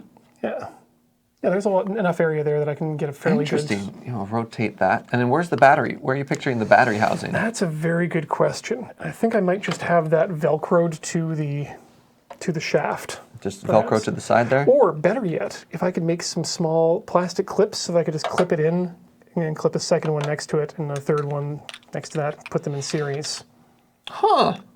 And that might make that might be the best option there. And then once we have this as a proof of concept, are we going to iterate on this? Yes, Are we we're going to gonna make smaller, better? Straight to manufacture. No, this is a one-off. Okay. Yeah. I do feel like the idea of Pass this back. modifying some sort of getting some sort of foam type ammunition Yeah. in order to turn it into a very large Nerf gun, I think has a lot of potential. I would be a little bit worried about getting hit by that, but that would be a heck of a lot of fun. So let's get the wiring going here. I think. Now let me think about this again. Does Let's the make question? some What room. was is there a release valve on the pressure? Oh yeah. What if you vessel? decide you don't want to fire? The release valve is the valve on the back here, which is just the Slater valve. It's easier to push in, but there's no other release valve on this machine. All right. But you don't like if for some reason I don't you want to smash all your stuff. pressurize it, there. but then end up not wanting to fire it. You can release the air Yeah, you'll just have to push the back end. in of a the- non Is this pressurized at all? explosive way. It is fully unpressurized currently. That wee little valve? Yeah. Oh, It moves freely because there's no pressure to push it back out. I see that. So I'm trying to think here if we want the if I want to try and wire the wires in from the top or from the bottom, and I think it might look pretty cool to have everything come in from the bottom like that. In which case, we don't need much in the way of wire there, like about there. Could you just move the coffee? Oh yeah, Sure. yeah. A couple things in the shot there. Like how badass do we want to get? All of it? All the badass. Okay, that's a good number to start from. Where did I put, or did I bring with me? Oh, there they are. I mean, we have the second talk after this, which is can we pressurize this with a flammable gas and turn it into a flamethrower? We really should not do Okay, that. there we go. You know, we're finding where the line of Okay. badassery goes, There's- and flammable. Yeah. So somebody in the chat was mentioning that they had made a potato gun, which is much easier to make and also much more dangerous to use. Why is it more dangerous? Because you have like some sort of aerosol. Yeah, you are. It's basically just a tube and you spray some sort of aerosol propellant Okay. and then light it on fire. And you are actually Oh. combusting at that point, Oh, It's not air pressure. No. It's exploding pressure. which is an entirely different calculation to make. Do we want to maybe put the handle on the bottom of this, just so we don't have wires on the outside? Well, see, that's not really going to work. This itself, you're thinking it would be a good handle, but Yeah. that's not really much we can mount to that. Do we want to put it there, and then you have like a shoulder grip and a foregrip? That might be interesting. I mean, obviously the aesthetics are up to you. Yeah. I like putting it here because it feels closer to being balanced on that. Sure. Just pick it up and it's right about there as well. Well, let's imagine holding it with where that is, right? Because if you put it here, is your hand not awkwardly? Let's have a look. So we're probably going to want to use that hand to fire with. Or are you saying use that as more of a foregrip to there? Yeah, and if you had it there, and then we rotate this upside down, and then hand there, and then the actual like trigger up the front. Does Problem that? there is we don't have because that's round. We don't have much to glue onto. I think we're going to be better off gluing to this Sure. this piece here. Something, a suggestion from the chat that if you're putting a rail on it anyway, then you could mount like a GoPro or something on the barrel. Ooh, yes. Oh. Get that sweet, barrel view of whatever you're going to kill with it. There's been some suggestion to actually possibly give this thing a paint job as well. Oh wow. That may be something we'll look into in the future. But Flames. Yeah. No. Get, We said no fire, Paul. Get Cam in here to do some painting on it. sweet Nice. paint job.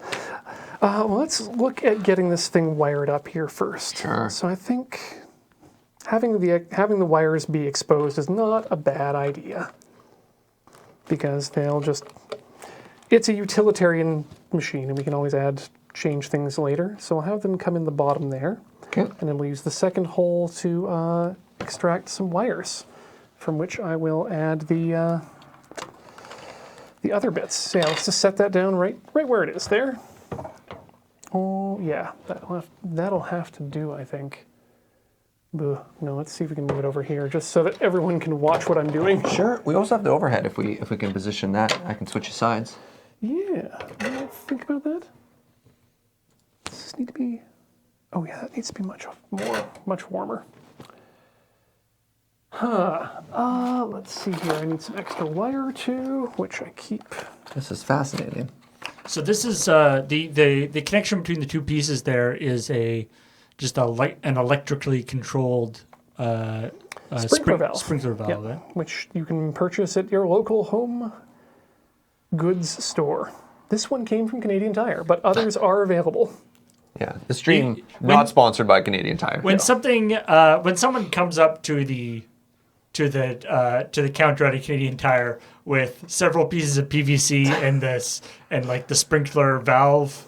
Do you think that they like have a special button under the decks that they push? You might think that, but to be honest, when I went out and did the shopping for this, I had to go to, it was 2 Canadian Tires and 2 separate Home Depots to eventually find all the pieces. Huh.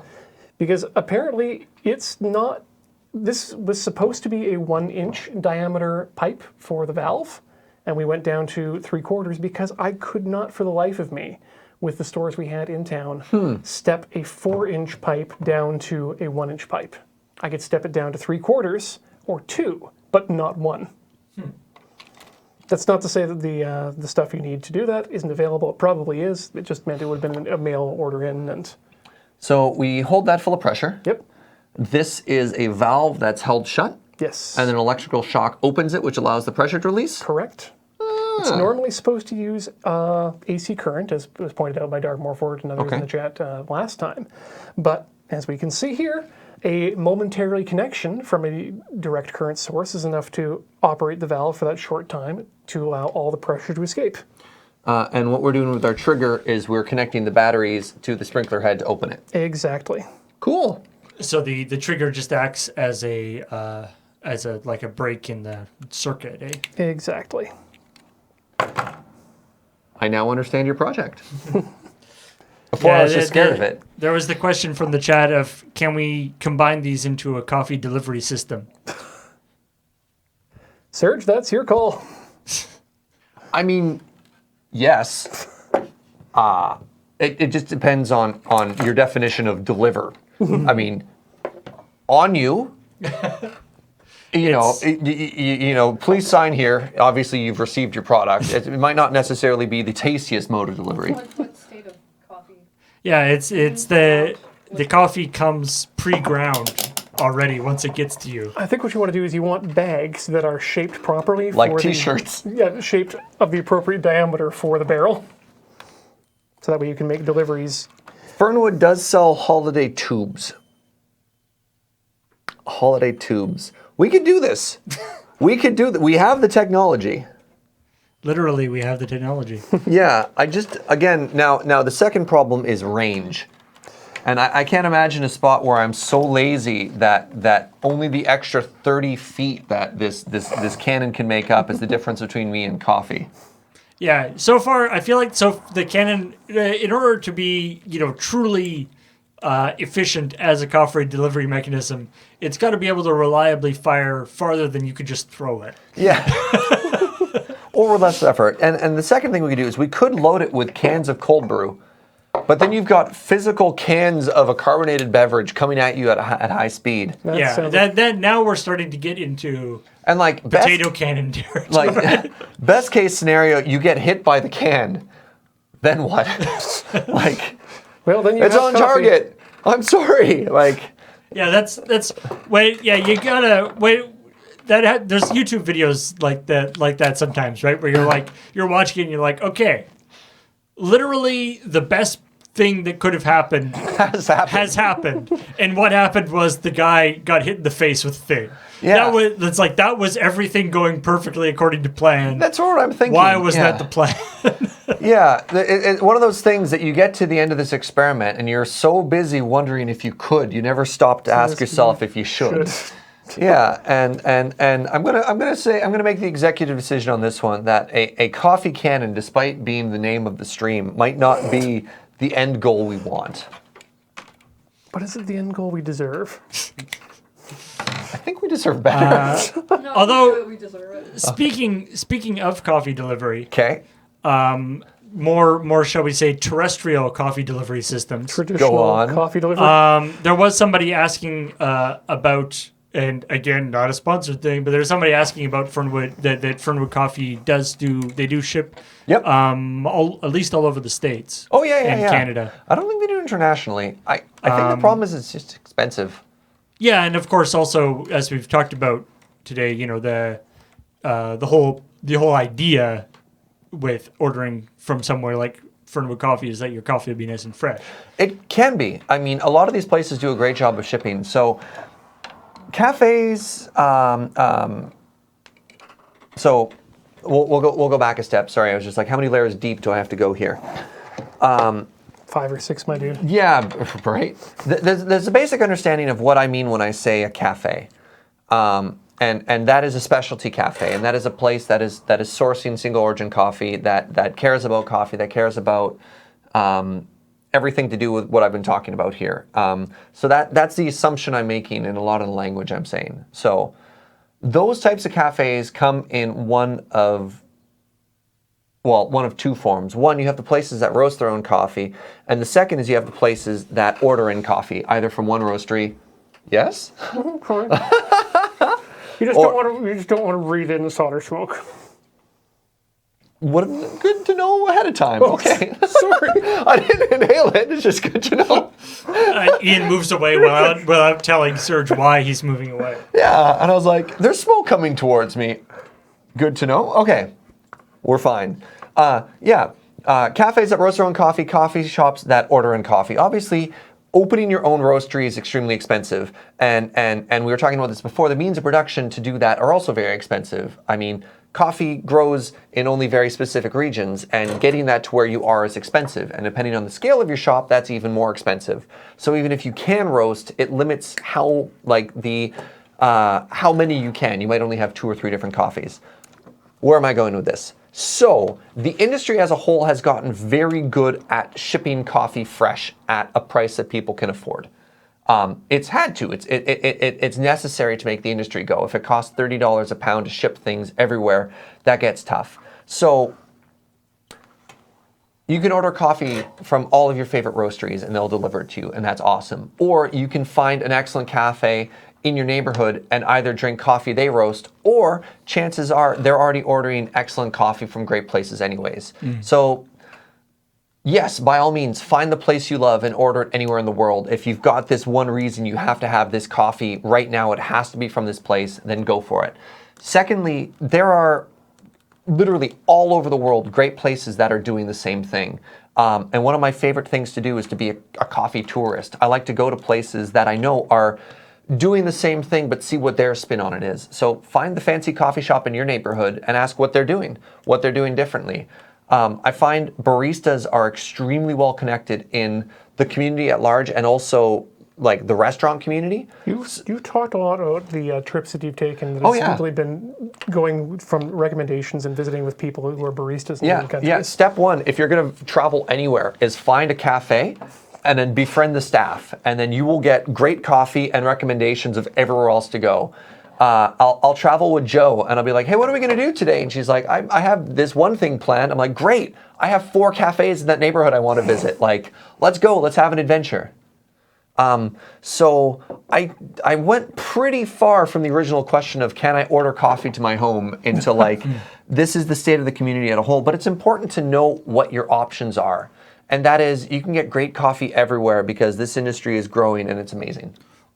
So if you are traveling, or even if you are, you've just moved somewhere, or you're someone who wants to up their coffee game. Yeah. What's your advice for finding those good coffee places? What should you be looking for? Yeah, your Google Foo has to be pretty strong, because you're like, what are the keywords you're looking for? Because obviously coffee is very, very, very specific. Even specialty coffee, as we've talked about before, all of the restaurants are starting to adopt that language as well. McDonald's has specialty coffee in their McCafe. Wendy's, Starbucks, all these places are also using that same language. Normally what I do if I go to a new region, is I look up barista competitions. So I always feel like I'm in Zoolander when I describe this, but there's an entire underground world of competitive coffee where people get really, really into it. And the places that excel are awesome. So if you look up the area you're in, either the city or the region, and just say barista competition, so you're like American Northwest or Midwest barista competition, you'll find a regional one. And that'll break down into a bunch of coffee shops. And chances are, if you're in a major city, you'll find a recommendation there. It gets a little bit harder once you get into a smaller area, but once you get that first in, it gets a lot easier. Yeah. Don't mind me, I'm just drink doing.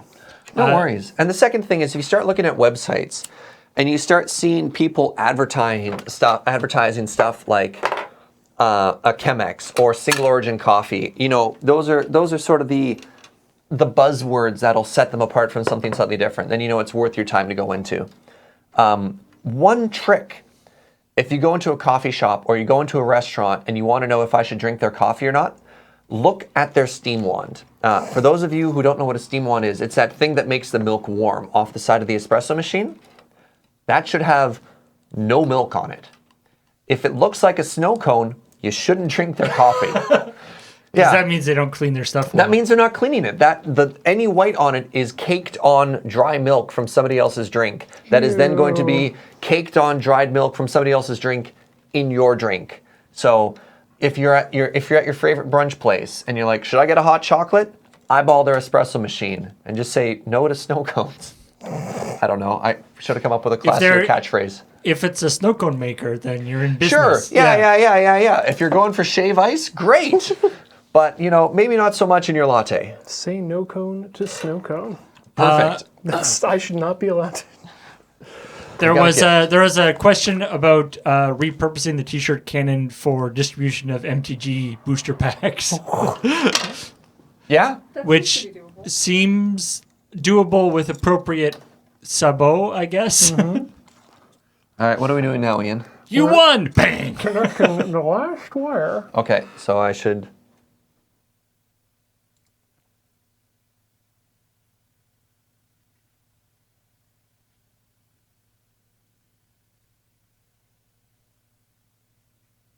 There we go. That's a connection. For somebody who said don't inhale it, you got an awful lot of solder smoke right in your face. Don't breathe in. Oh, okay.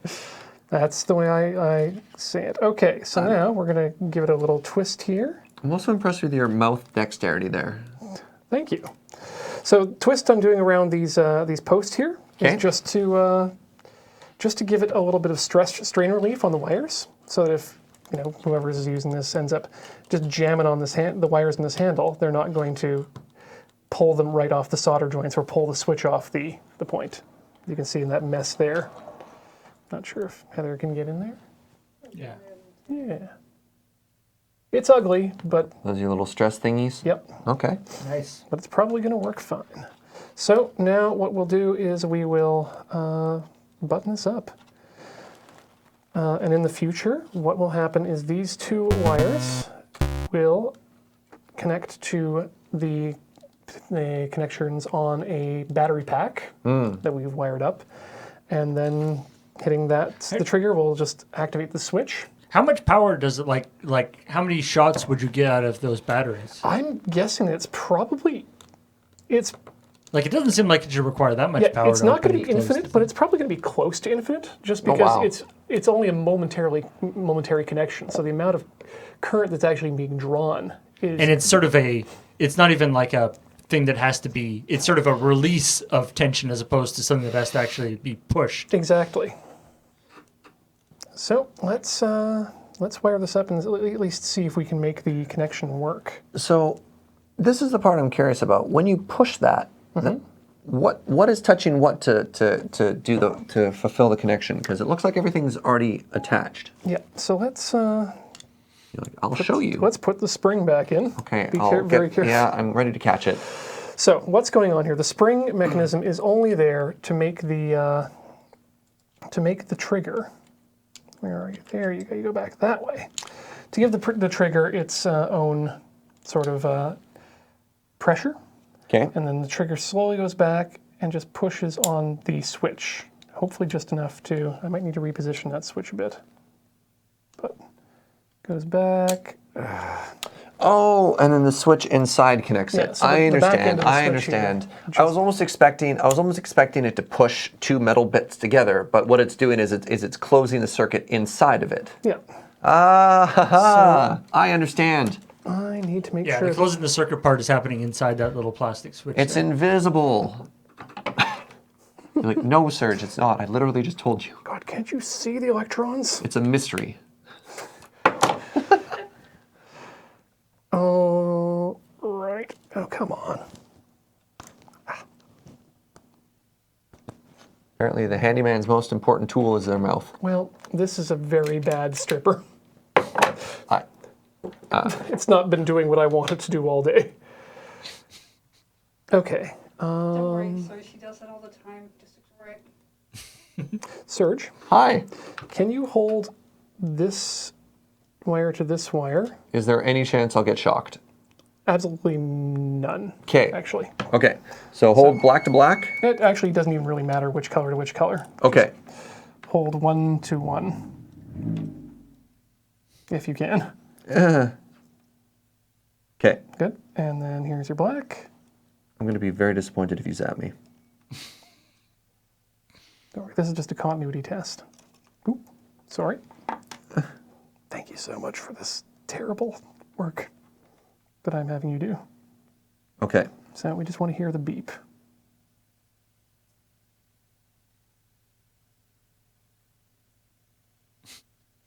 Interesting. Very interesting. Okay. Beep. Hold up. Thank you. You're done now. I did. Oh.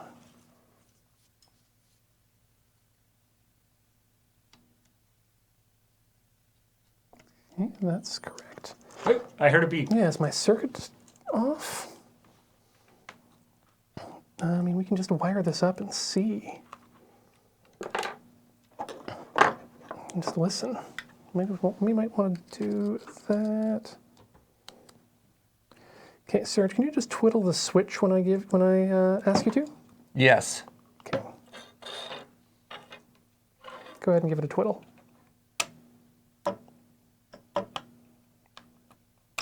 Yeah, that's so just the switch. Yep, perfect. Okay. Yeah, so it is working. It's just, I guess we had too much sweat on our fingers when we were holding those wires together. We're good. We're good. Too much. Yeah, whatever. Okay. I didn't die. Yep, you did good. There was another coffee question. Ooh. Somebody saying that they are they're in coffee, going for coffee mostly for the caffeine content. Sure. But they find it quite bitter, and wondering if there's any way that they can Avoid bitters? avoid the bittering as much as aside from just sort of adding more milk and sugar and stuff. Sure. Coffee is naturally very sweet, which a lot of people won't believe me because all they've ever had is bitter coffee, and they're like, no, you have to learn to love the bitters to learn to love coffee, and I disagree. Two things will bring out bitters. One is if it's roasted very, very dark. So you're gonna have a very hard time avoiding that if you don't go to coffee shops that only roast coffee dark. That's just going to happen. The second thing that's going to happen, and we talked about it before, is you can actually burn coffee. So if you get, for example, an extra hot latte, not only are you burning your coffee, you're also burning your milk, and milk has a lot of sugar in it as well. So those are two places we're introducing bitters. So it's very funny if you have to get like an extra sweet, extra hot latte, whereas you'd have an equally sweet latte, except it wouldn't be a sugar sweet, it'd just be a sweet sweet, if you got it at a cooler temperature. So two easy ways to go. One, find a place that doesn't have their coffee that's quite as roasty. And secondly, don't get coffee that's extra, extra hot. Milk drinks in particular should be served at a temperature that you can sip it and not burn your tongue. If it's hotter than that, then it's too hot, and you're in the extra hot range. I hear it beeping. You know what? I might just need to seal this up and see if it works, and then if it doesn't, reseal it. Because otherwise things are getting too... Can't do that anymore. Can't put that away. That's now attached. Yes, that's what we spent all this time doing. Okay, let's... Do we need this piece? No. That piece goes away. That piece used to be on the base of the handle, but taking it out handily gives us two holes to run our wires out of. You live here now. Yeah. And to the question, there somebody who's asked my biggest saying that my biggest problem with or their biggest problem with coffee is how do you drink it when it's like ridiculously hot? They were saying like 150 degrees Celsius, which I'm pretty sure doesn't work. But, Probably Fahrenheit, yeah. Because you can get like 160, 180 Fahrenheit, which is sort of on the hottest end you want to be. right, but I guess the if your coffee is if you're getting your coffee so hot that it can't be drunk, Yeah. then it's probably too hot. That being said, like when this comes out, it's quite warm. You can burn your tongue on freshly brewed stuff, but let it sit. It'll also taste sweeter if you let it sit. You want to hold that for me? Yes. And then squeeze the trigger when I say go. Okay. So Ian, there are two things I have a very healthy fear of. One is electrical currents. The second is pressure. Okay. And you're making me play with both today. Pull the trigger.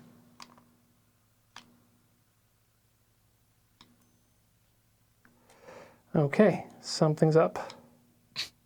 Thanks. Now that your fingerprints are all over it.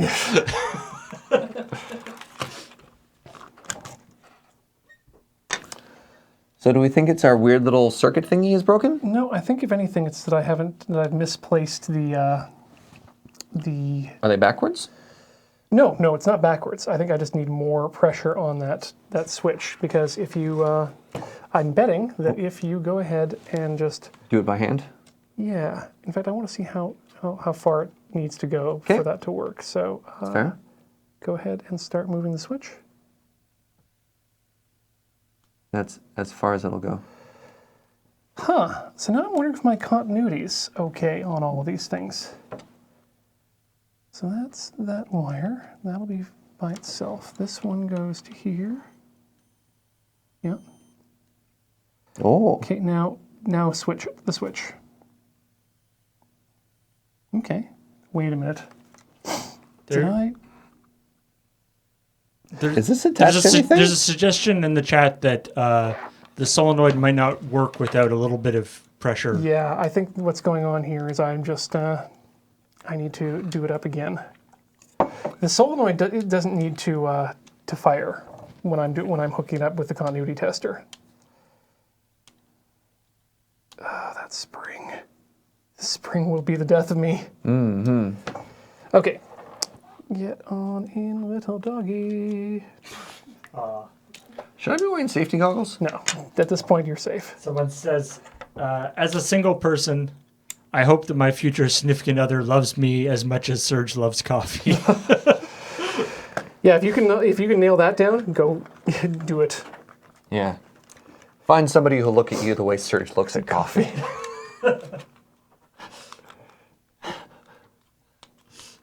Okay, so that's good. Where are my batteries? Shaka Khan. Don't shock me, Shaka Khan. Here, I can hold this for you. Will you do that part? That's okay. I like the, don't shock me, and then Serge goes, I'll hold it for you.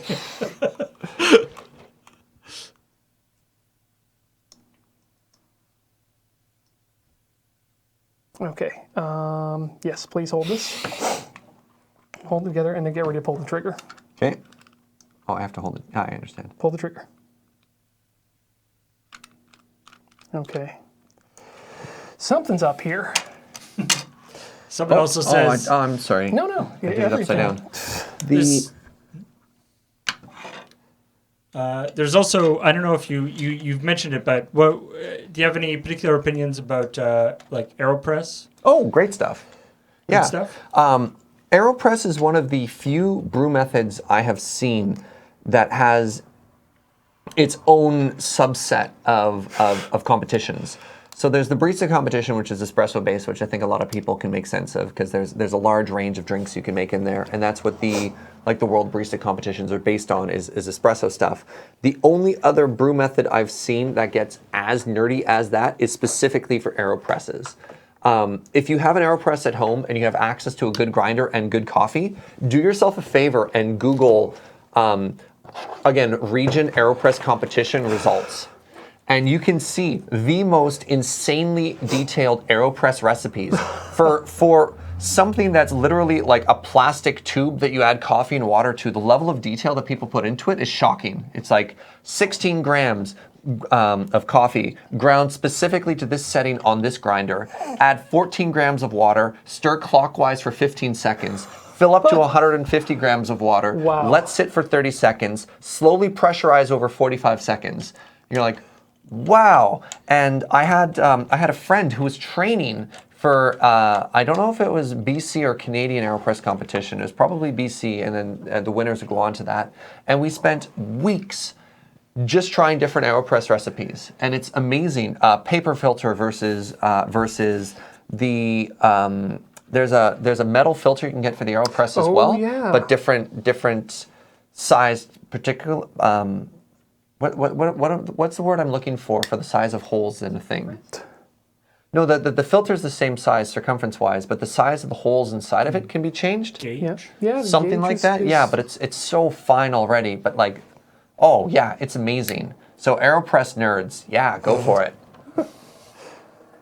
It's my coffee system of choice, though I do also like the vacuum-based, but it is a little bit more work. It's a lot of work for the vacuum stuff. The interesting thing of the AeroPress as well is it was originally designed to be like a home espresso alternative, and then people turned it into a way to brew a cup of coffee, which is very different than it set out to be. But I definitely prefer the first the home coffee version to the espresso version, because I don't think they're even close. Yeah. An espresso machine pumps out espresso at 8 bars. I don't care how swole you think you are never going to get close to that with your arm pressing down on plastic. Not directly like that, no. Also, the worst coffee accident I have ever seen came from an AeroPress. So I recommend you don't try and be like, I can get close to it, because I saw an AeroPress break in half and then cover my friend in coffee grinds. Oh, no. And the worst part was water you can like brush off and you're fine. coffee But grinds. coffee It's like- sludge. It's like coffee napalm. Oh, no, exactly. It just sticks in you and burns and you can't get it off. And she ended up with like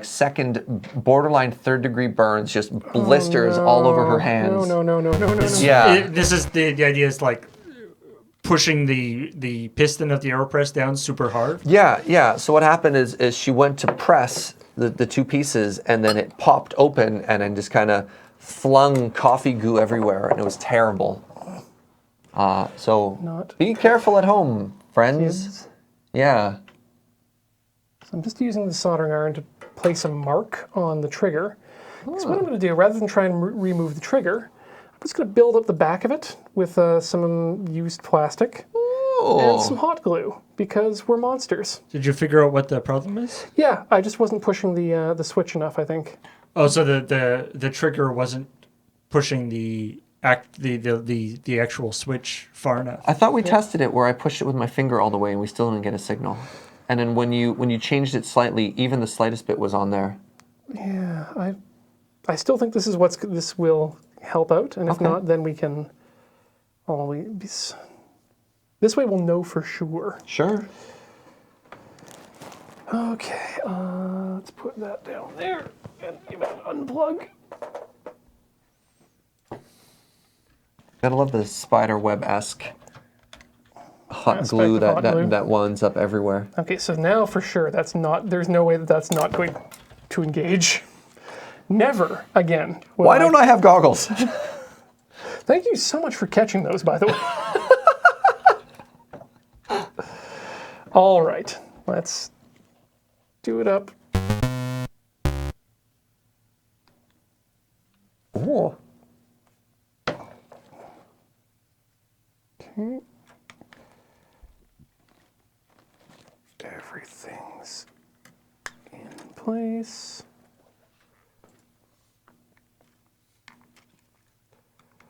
Okay, that feels good. Okay, holder, and then when I say go, give us the juice. Okay. Give us the juice.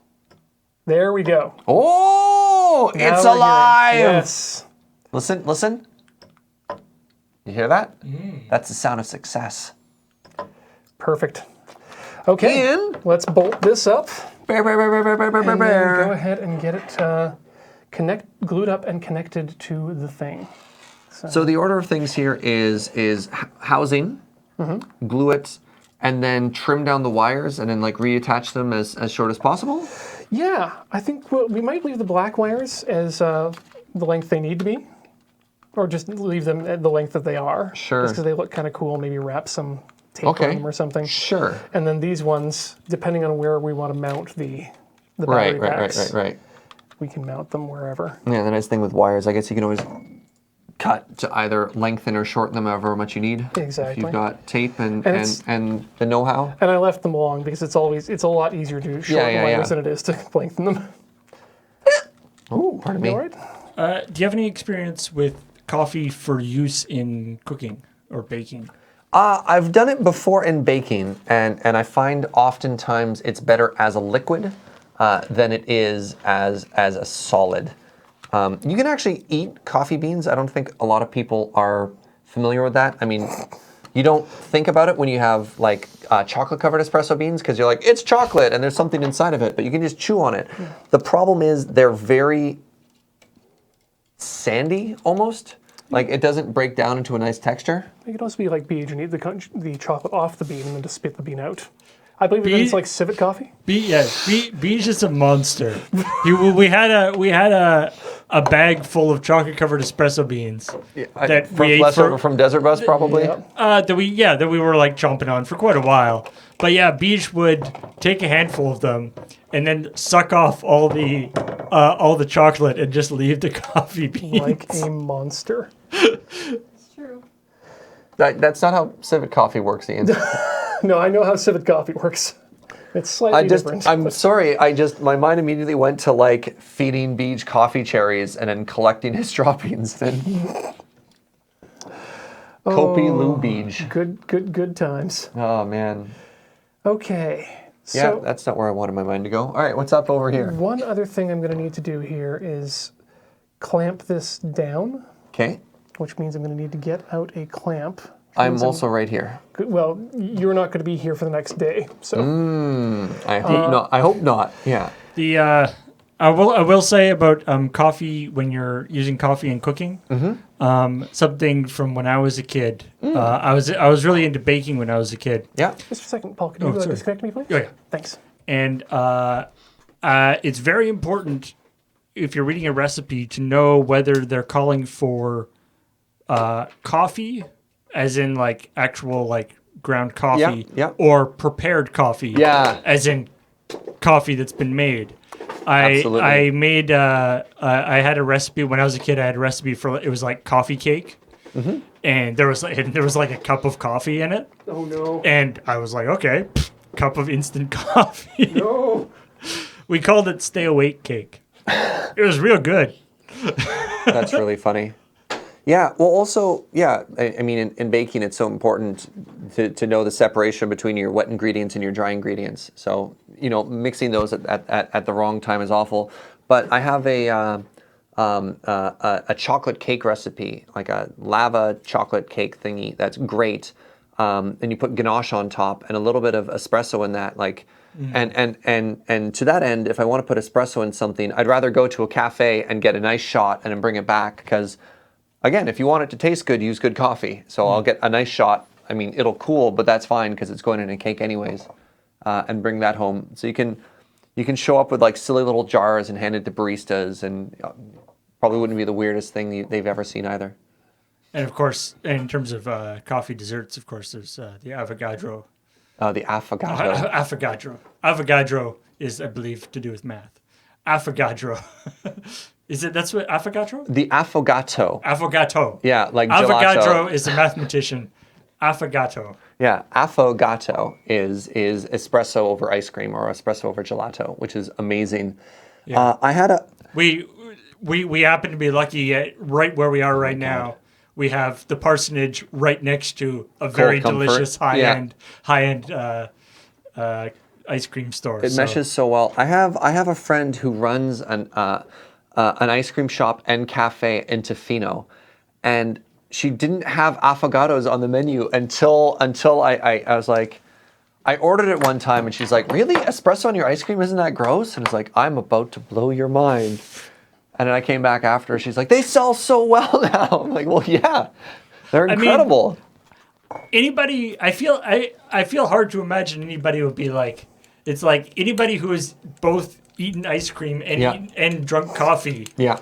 Like it would be immediately like, oh yeah, milk and coffee are good. Ice cream and It's coffee are ice good. cream is sweetened coffee. It seems so perfect. Get it? There was a question about tea tips. Tea tips.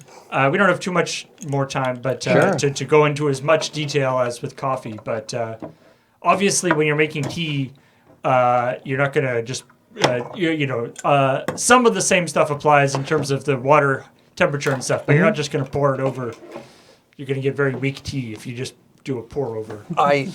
Everything I know about tea, I learned from Jagasilk, whom, if you guys watched Desert Bus, they came and did a matcha presentation Oh, that was so first good, thing in the yeah. morning for that day. Yeah, and absolutely the same thing. If you control all your variables, you will always end up with a better product. Some things that I've learned from that is the importance of loose tea, not for a weird purist thing, but actually when it comes down to extraction.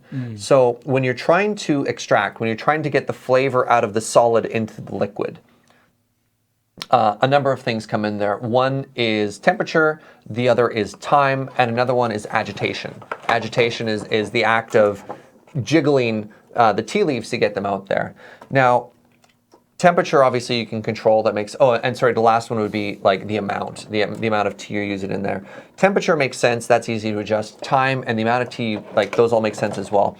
Now, what a tea bag does that makes things difficult is if you picture water, warm water inside of a vessel. Despite looking still, there are currents that are inside of that. There's the hot water, and there's a little. Is that convection little current that'll go around as the heat moves around inside of it? If you have open tea and you put it inside of that, large tea leaves will open up, and then secondly, they'll be free to move around and properly extract in there. Which, when they're held inside of a tea bag, they won't get the chance to do that. So even loose tea that's thrown into those little bags is going to run into that same problem. It's just going to get the same chance to sort of open up and move around inside the liquid. So you want it like as big a vessel as possible to hold your tea. Throw the tea into the same thing you're brewing it out of, and then either pour it through a filter, or not either pour it through a filter, like just pour it through a filter. So you have your brewing vessel, you have your drinking vessel, or you have a carafe, some type of intermediary. As soon as you've reached your time, and if you're following a recipe or something like that, you're like, oh, I want to brew this for a minute. Boop, pour it out. The issue with a French press, and you see a lot of people treat very, very high-class tea in a French press, is you still have all of your tea at the bottom. You still have water in contact with the tea. And like we were talking about with coffee before, You need a French press that like seals off the bottom after it's already gone down. But it's not sealed, much in the same way that if the tea was in a bag, it wouldn't be sealed. It's still in contact with stuff. So what you want to do with a French press is you want to push everything out of the way and then pour it out. But you can do that in any setup. So yeah, if you have even like a kitchen sieve, just something that is fine enough to catch the chunks, you put it over your glass and you pour it through, you're fine. If you pour it through, if you pour it slowly, you'll leave most of the chunks in your teapot after. The second thing that does, if you end up separating your cup from your tea afterwards, is it allows you to explore more steeps. And a very high quality tea, you can often get multiple steeps out of an herbal tea. Some teas, I'm not an expert in this field, so I wouldn't be able to tell you like black tea versus green tea, but some teas don't do well for multiple, and some wonderful teas, you can go like 12 steeps in. Specifically, are really good at multiple There's certain kind of teas that that the sort of typical thing is to actually like throw away the first steep even. Yeah, you've seen that before, because you're going to get a lot of there might be some tannin involved in the first one to get out of that. Tannins are much more common in tea than they would be in coffee. You'll know if you've let your tea sit too long in the water. The greatest way I can think to describe tannin, have you ever drank something and just been like, tannin isn't a taste. Instead, it's drying out your tongue. It's drying out the inside of your mouth. And you shouldn't want to drink something and then immediately follow it with water because it's dried out your mouth. That's tannins. Yeah. That being said, tannins can be pleasant if a very slight amount of tannin as a texture in your mouth. You're like, oh, that's interesting. Here, let me brace this for you. Just trying this out because I need a compression method, but I don't have a clamp large enough for this. But it looks like this. You do have this belt. Yeah, Chow was suggesting like a zip tie or something. Yeah, we need some zippity whiz bangs This is what belt we need. will do just fine. We have this RCMP replica belt. We do have some like Velcro ties in the. Actually, to be honest, the zip ties, now that you mentioned the zippity whiz bangs, those will probably work better. I think I have those too. Some Zops drops. I'm helping. There we go. No, I stopped helping and it fell. And they're reusable. Are they? Yeah. Those are reusable Yeah, zip they got ties. these little buttons. Wow. Release the things. That's amazing. And you can go right through the trigger too. Yeah, why didn't I think of that before? Okay, so what we're going to do is we're just going to use Gorilla Glue. First time using this. I've used Gorilla Tape to really good effect before. Here, this is the stuff. Yep. For this, what we want to do is... Gloves? gloves, not so much necessary. Okay. Store away from children and animals. It's an irritant. Expands up to 3 times. Yeah. So what we want to do is lightly dampen one side and then apply glue to the other side. Damp it. It's cured with moisture. Lightly dampen one surface with water. I think we'll dampen this side with the water. And Sure. then put the glue on this this Y-shaped or X-shaped Yeah. thingy. Directions. Wear gloves. Step 1, damp it. Step 2, glue it. Step 3, clamp it. Hooray! Bop it. Spin it. You don't tell me what to do, Gorilla Glue. All right, avoid contact with skin. Drinks bottle. Gorilla Glue will stain your skin and ruin your clothing. Thanks, Gorilla Glue. It's not if you get it on your skin. It Just in it general. Will. It will. It's just going to. It has a mind of its It own. will break into your house, steal all your money. Gorilla Glue will take your Imagine children. a gorilla in your house. Yeah. That's what Gorilla Glue will do. Gorilla Glue will fight your father, stain your clothing, crash your party. Like, wow, Gorilla Glue, you're a dick. Yeah. Damn it, Gorilla Glue, But- why did I invite you? Yeah. But damn it if it doesn't hold so well. But nothing is stronger than a gorilla's grip. I don't know how to... Make sure you don't get the glue on the trigger and it. Yeah, that would be a good plan. Oh yeah, that comes out nice. Bead.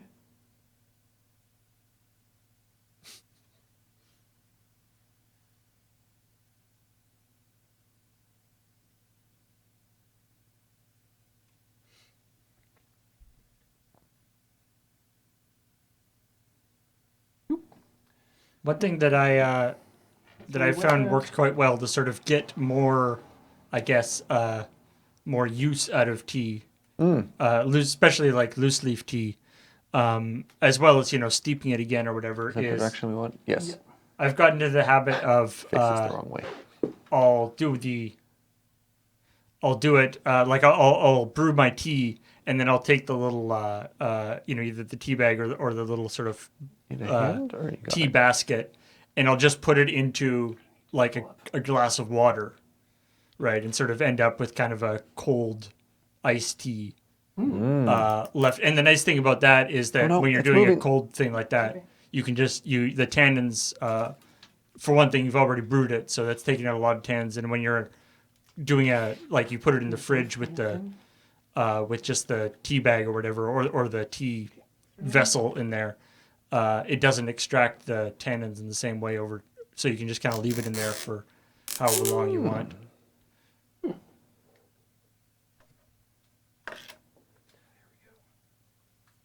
Okay. Now let's. Can I? Thank you. You're like, can you move your enormous, just like out the way, Serge?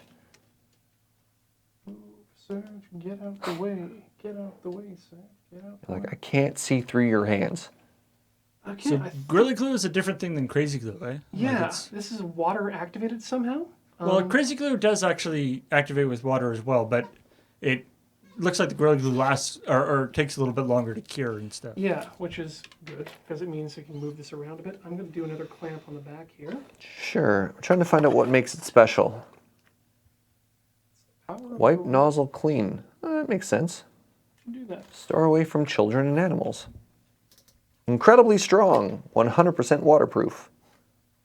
It foams up apparently too. Yeah, it grows up to 3 times the amount you put on it. For the toughest jobs, Paul. For the toughest jobs. Being very clear on telling you not to get this anywhere near children or animals. All right.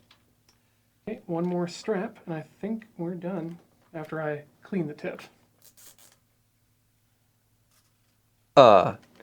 May cause gastrointestinal blockage if swallowed. Well, let's not swallow this. I mean, it is glue. Yeah. Frankly, I'd be disappointed if it didn't like, if I swallow a chunk of glue and it doesn't do serious damage And it to doesn't me, glue my organs shut. then clearly you've been ripped off. What am I spending money on? Exactly. All the things that expand. Yeah. If I'm swallowing something that expands and sticks Yeah, expands and it too. doesn't hurt me, then clearly it doesn't do a very good job. Okay, I think that's clamped down enough that it's not going to move, which is the key. We have extra screws. Yeah, those go on the top. Okay. Don't worry. It's not going to expand into anything, is it? If it does, it's going to expand into places where it's okay Yeah. for expansion to happen. Yeah, into the other studio. Oh yeah, we don't want to have the zap straps be glued to it. Yeah, thankfully none of them are touching the gluable areas. Nice. Okay, let's wipe that tip. Let's not wipe that tip with water, because that activates the glue. Get out of here, clamps. Okay, tip wiped. Cap replaced. Cap capped. And I'm going to call that a successful episode of TTSF. Yeah. Heather, thank you so much, Serge, for joining us today. Heather, would you be willing to turn on the iPad for us? Because we have some people coming here. Well, not people coming. People are already here. You built a cannon. I did. That's amazing. Thank you. If you just do the swipe there, it should unlock. And yeah, it's all ready to go. I'm honestly really... I think I'm proud of this. Is this something to be proud of? I don't know how many people wake up in the morning and there's like, I'm going to build a cannon today. But the fact that you had that thought and then you saw it through to actually constructing a cannon is impressive. Let's be honest, I am incredibly blessed to be able to live a life where I can say that to myself. Are you plugged in, Ian? You're Oh. I'm not plugged in. Yeah, you unplugged yourself. Okay, there we go. I unplugged myself There you to get the RCMP belts, but yeah.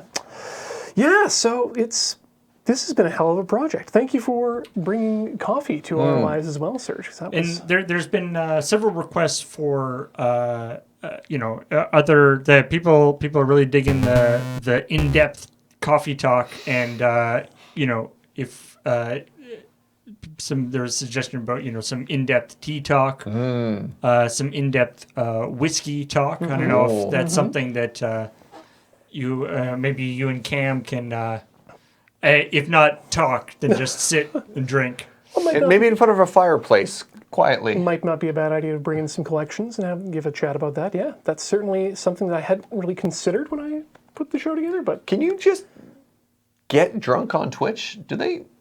that's what the IRL channel's for?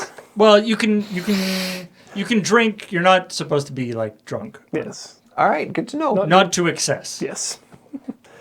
But speaking of excess, we have an excess of generosity from you, the viewer, who has chosen to subscribe here to our channel and also support us on Patreon at patreon.com/loadingreadyrun. Paul, who are our subscribers today?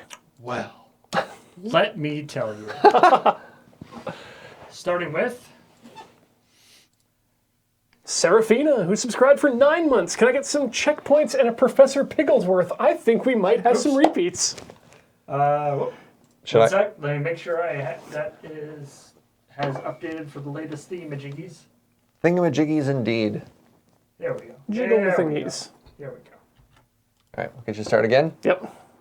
Starting with Scarble for 8 months. Excited for Serge's coffee talk. Thank you. Hello, Brixen. Thank you for resubbing. 3 months. Hooray. It's Antitonic with 41 months of subscription. Continuous, enthusiastic caffeination. Nice. Conspicuous Compiler for 14 months. I am here for quality Dr. Ronald McDonald beverages. Wow.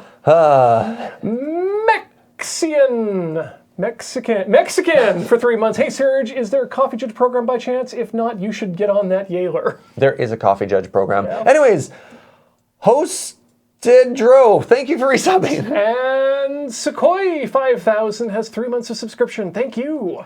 Zuzical for 5 months. 5 months, Power Surge, thank you. Sith Sereth for 4 months. 4 months? Viewers like you for 10 months. Every coffee is different. No two coffees are not on fire. Bubba Red has subscribed for 3 months. Thank you, Bubba Red, for subscribing for 3 months. Coffees are on fire when they start getting roasted. A giant roach is a new subscriber. Welcome. LaGrange is my homie for 13 months. I'm sure that someone made the obvious canon coffee joke already, so...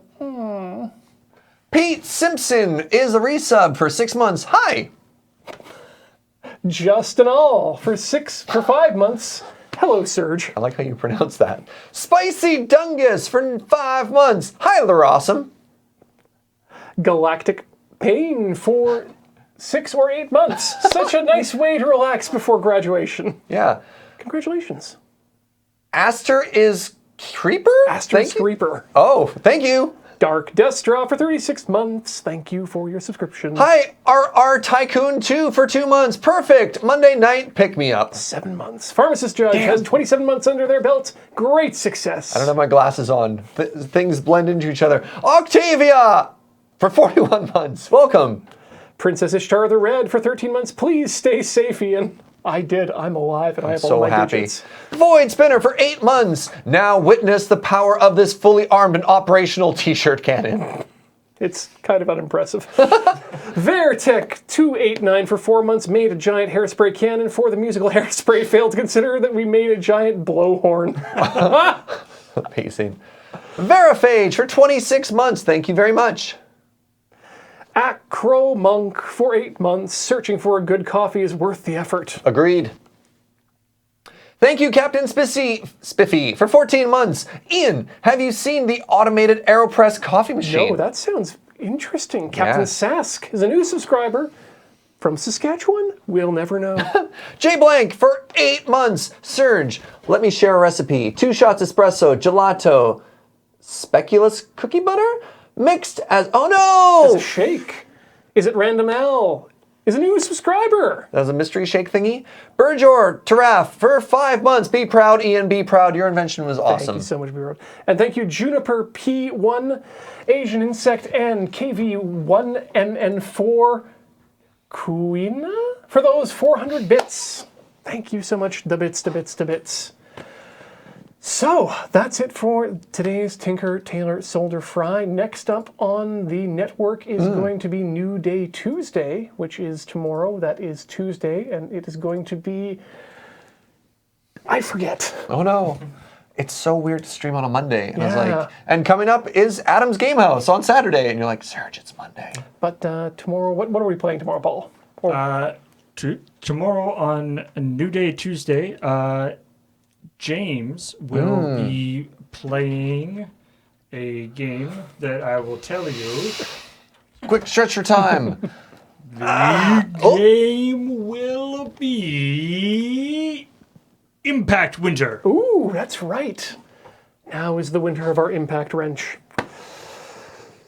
So I know nothing about that game. No. And I've heard of it, yeah. I think James probably doesn't know anything about it either. But it's So new that'll be fun. and it's shiny. Be exciting. And then of course we got Mine O'Clock on Wednesday and all sorts of other cool stuff. You can check out twitch.tv/loadingreadyrun/events or just click on the events link on the Twitch TV page or loadingreadyrun.com/live. All of those places show you the calendar for upcoming stuff. Check them out for all the great shows. We'll be back in another... Oh, man, who do I tease that? We'll be back in a fortnight. You're not going to want to miss it. We'll have another special guest on. Cool. And we'll be doing something possibly arcadey. And Cool. and to finish up here, we do have this poll Oh, yes, the traditional poll. of what injury will occur tonight. Oh, God. This is the speculation from the chat. Number one answer with 40 votes. Things get mixed up and we get cups of t-shirts and a coffee cannon. Everyone is fine with this development. 31 votes with Ian, just all of him smelling like coffee. 21% say Surge overcaffeinates the crew, causing movements around the moon base to ignite the carpet. Okay. Very real risk. Graham barges in enraged at being replaced as a second time for the host of an LRR news show and deals with Ian. Ian was a pitch hitter on Checkpoint this morning. Great success. Yeah. I'm gonna have to watch that. Awesome. Ian gets scarred by coffee burns on half of his face and becomes a supervillain that flips a scarred coffee bean before making any decisions. Surge gets a small cut on his hand, giving the crew a taste for blood. Yeah, that's a traditional one. And Surge spills hot coffee on himself, and we learn he is part Wicked Witch and melts into the floor. No! Wow. Very specific. Wow. I feel like the spilling hot coffee on yourself, I'm sure has happened over the years already. So my joke in coffee is baristas have 50% heat resistance. Roasters are immune to fire. Ah, there you go. Yeah. And you've been both. I've been both. Yeah. My hands. I remember you saying that when you were working as a roaster that you were absorbing so much caffeine just through God. your skin. Yeah, when you clean out a roaster, you actually crawl inside it, and we were talking about chaff before. You have coffee dust, which is like the liquid caffeine and oils are caked to the side, and you have a scraper, and you're chipping coffee dust off, and you come out brown, just covered in coffee. And no. I remember going home and showering after that, and like blowing my nose and it being brown, and like coming out of my ears, and just becoming a coffee bean, becoming one with the bean. Oh. Yeah. Sounds like... Well, it's industrial work, right? Yeah. You're like, it's artisan industrial overlap. Good times. New world. Thanks so much for watching, everyone. We'll see you in a fortnight. Thank you so much for having me. Ever forward. Never learning. All right. Thanks, everybody. Talk to you later.